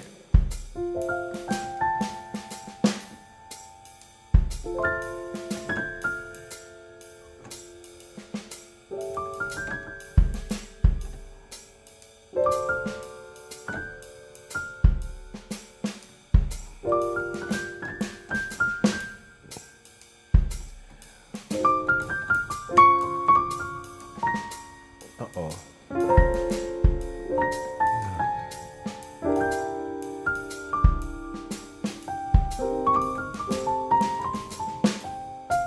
Okay, that was pretty messed up. Let's try to maybe do less.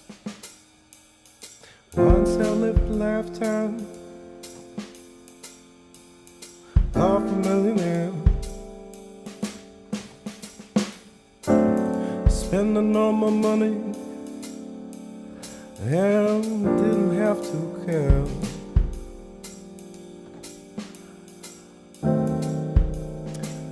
Always taking my friends out for a mighty good time. Bought champagne, gin and wine. I put it down.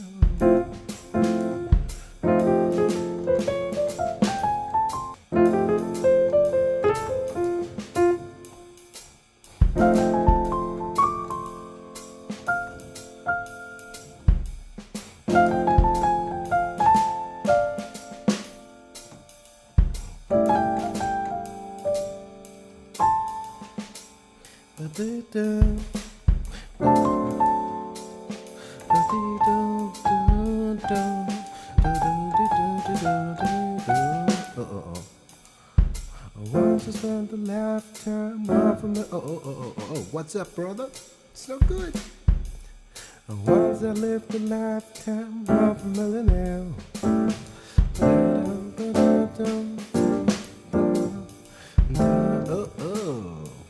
Focus. One and a two.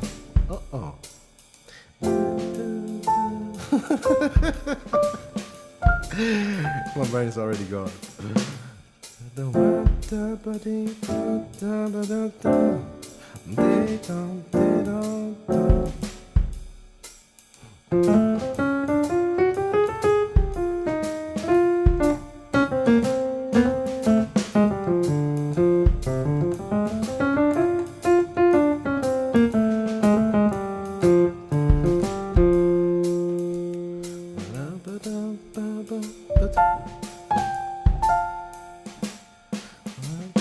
Once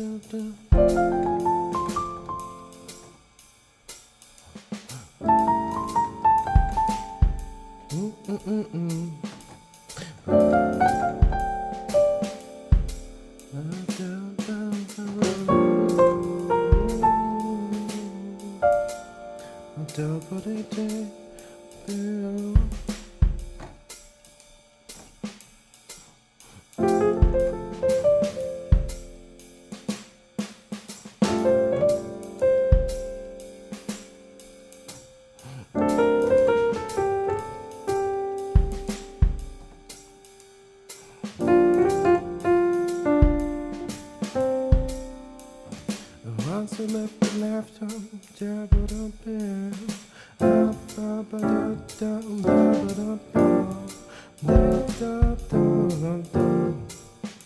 okay, I think almost. Not really, but kind of. It's not really being true to whatever someone has been writing down, but we make do with it. Once I lived a lifetime of a millionaire, spending all my money, didn't have to care. Always taking my friends out for a mighty good time.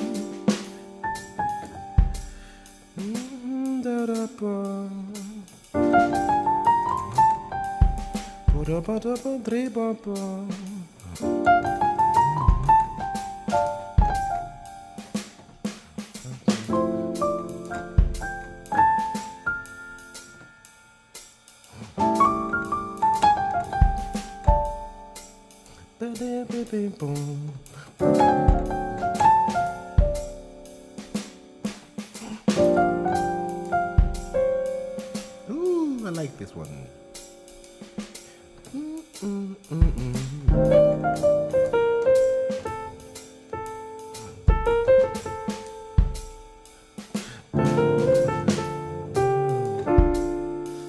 The deeper double.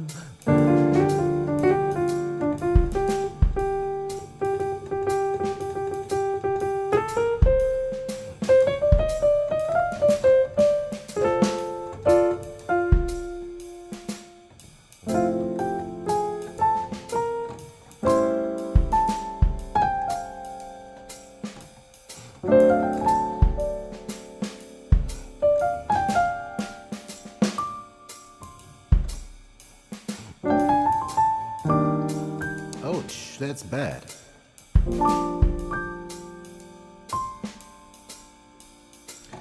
Maybe left hand only. Once I lived a lifetime of a millionaire. Deeper da da da da. 1 and 2 da ba da ba. Oh, ouch. Da da ba da ba ba da da.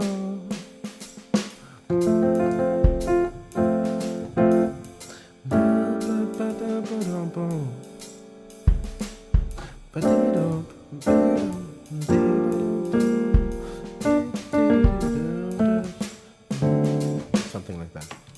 Anyway, time for guitar. Let's say we practice.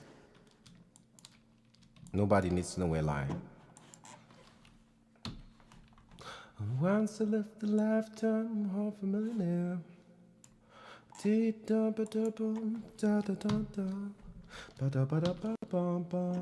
That's not guitar anymore. This is Nobody Knows You. Nobody knows you when you're down and out. Well, actually, let's listen back to this. Maybe it's not too terrible. If it is, then we just ditch it. But maybe we can play some guitar over this. Probably not over all of this, but there should be a section which is not criminal.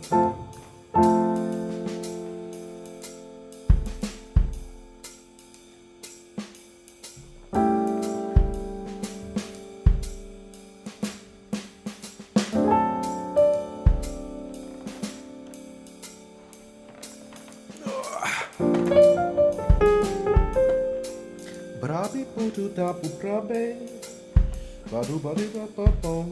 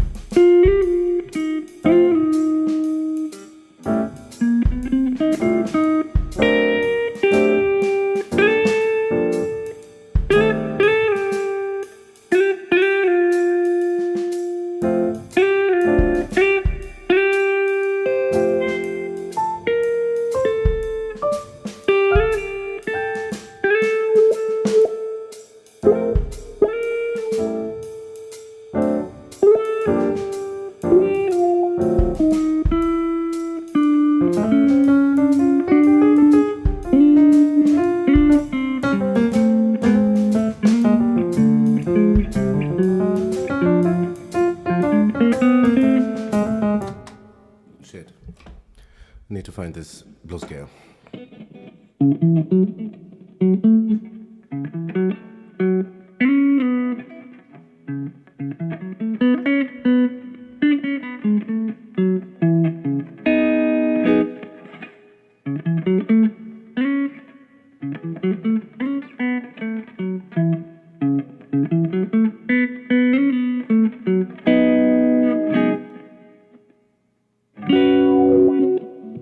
Let's get this back. I don't know where we are.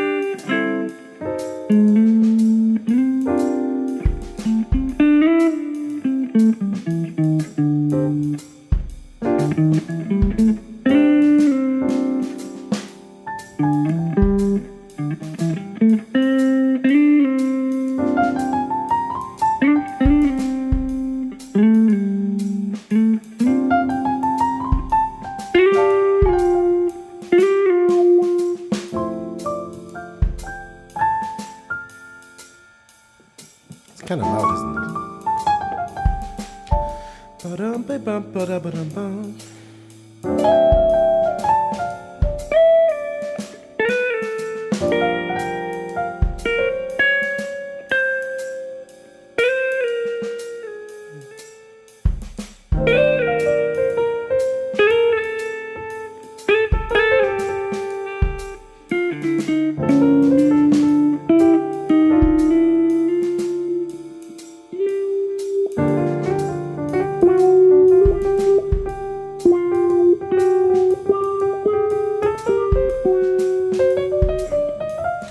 I can focus if the piano is doing too much random stuff.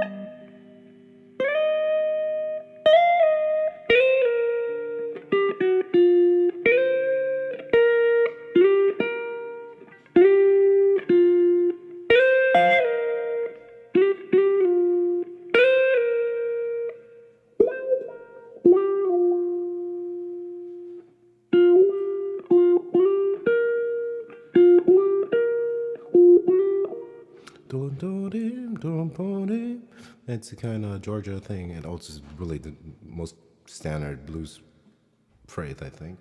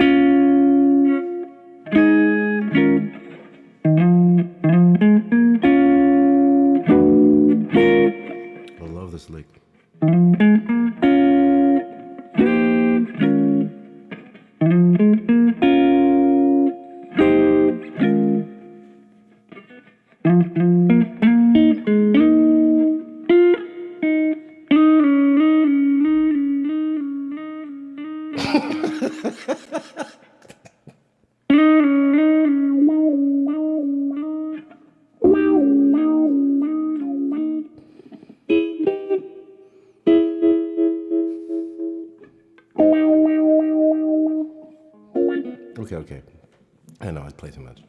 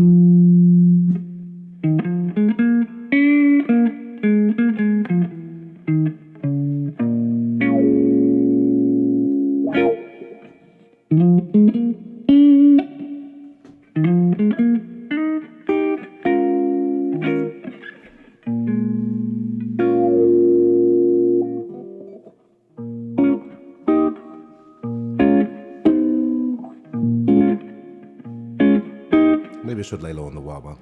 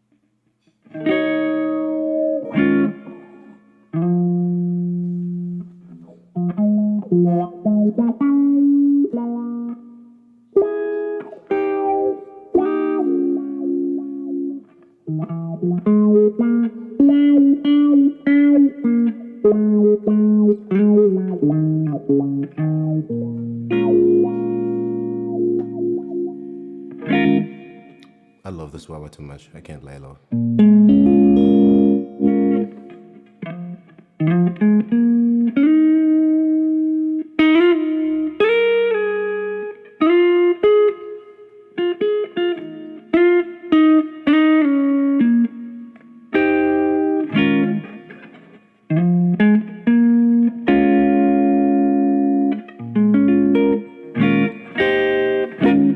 Can only see half of it, right? You can only see half of it. Double bit down, up, down. And no, down, down.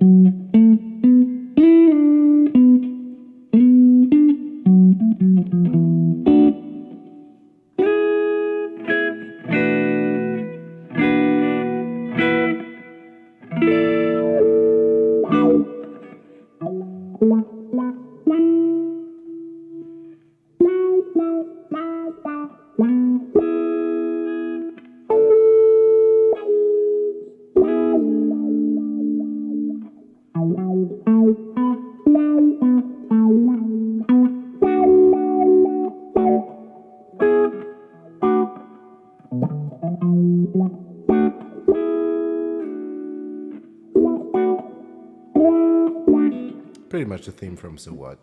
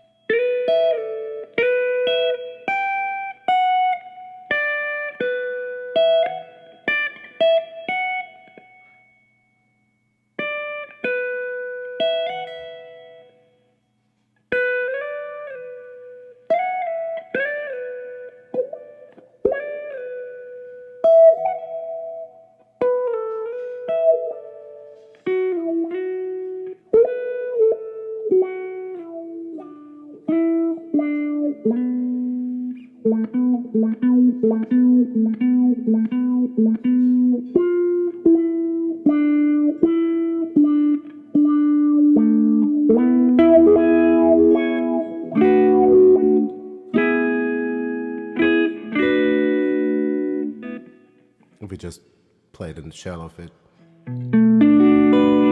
I just play a bar chord. It doesn't really matter where. It's all the same shape. But we're just playing actually the sole thing.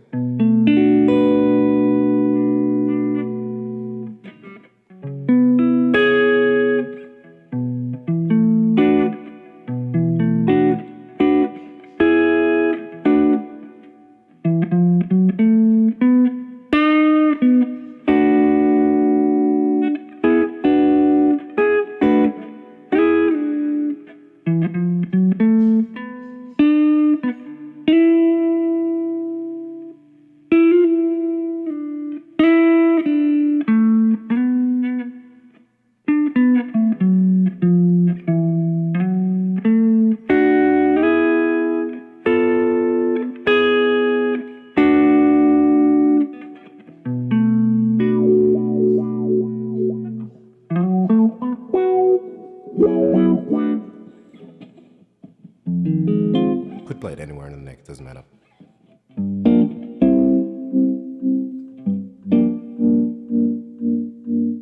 Switch the wah-wah for volume pedal. It's also fun. Happened by accident, and then I found out how they do this kind of mariachi thing. I can't really play that technical, but just to approximate this typical E minor thing that you hear in any kind of... Sorry.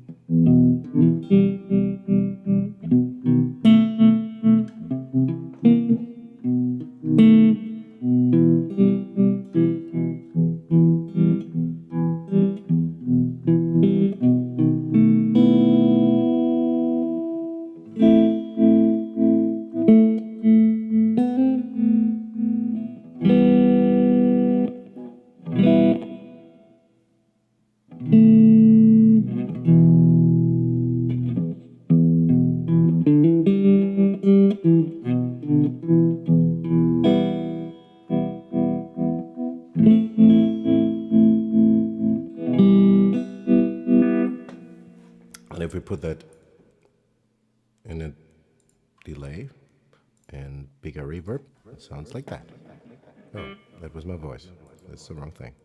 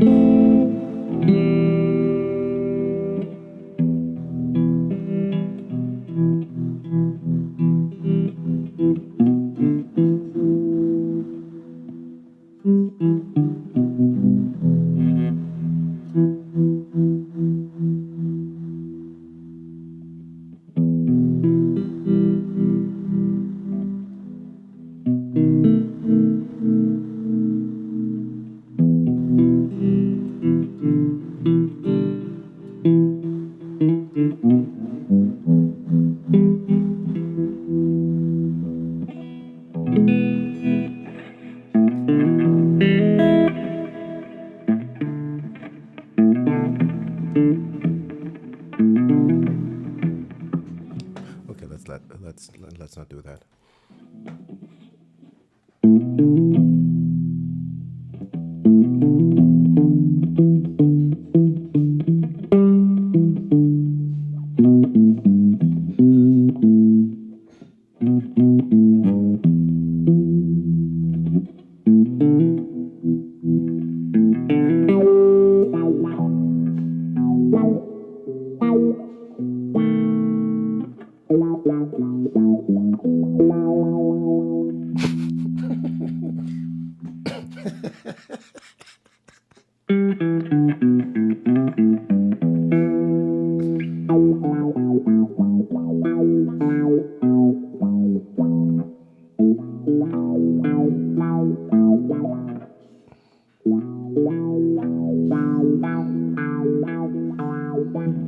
I can play with a pig.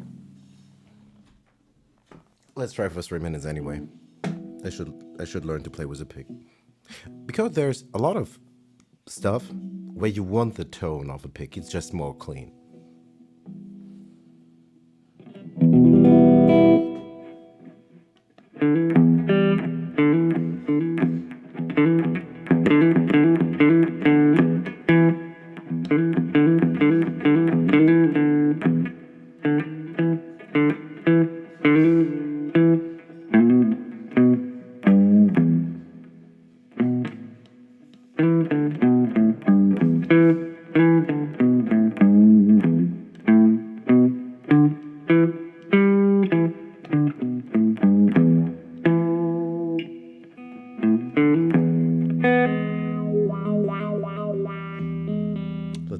Let's leave the wah wah pedal alone.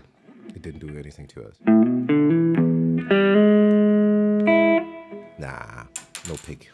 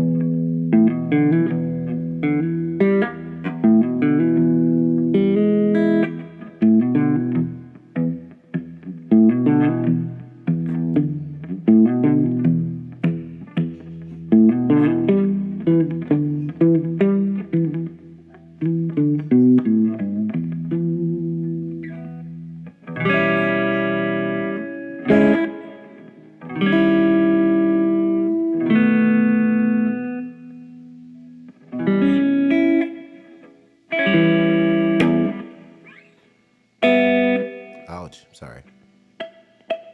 I love these. If you have the strings, I forgot what they're called, these overtones, when you have the strings. On the 12th, I think. Flageolet or something, at least in German.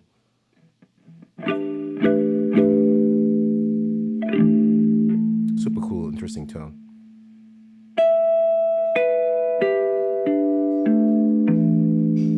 Just floaty.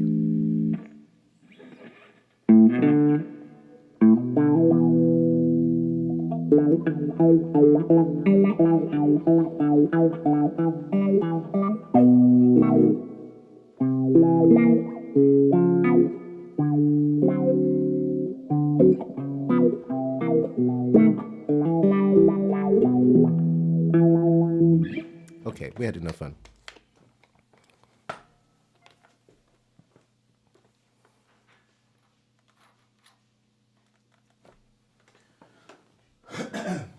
I think I should be taking a break. I'll be coming back later. And then we might continue doing the jazz standard Zulu noodle practice thing. I'ma bounce and say, happy practice. May the muse be with you. Just groove it and stay funky. Peace.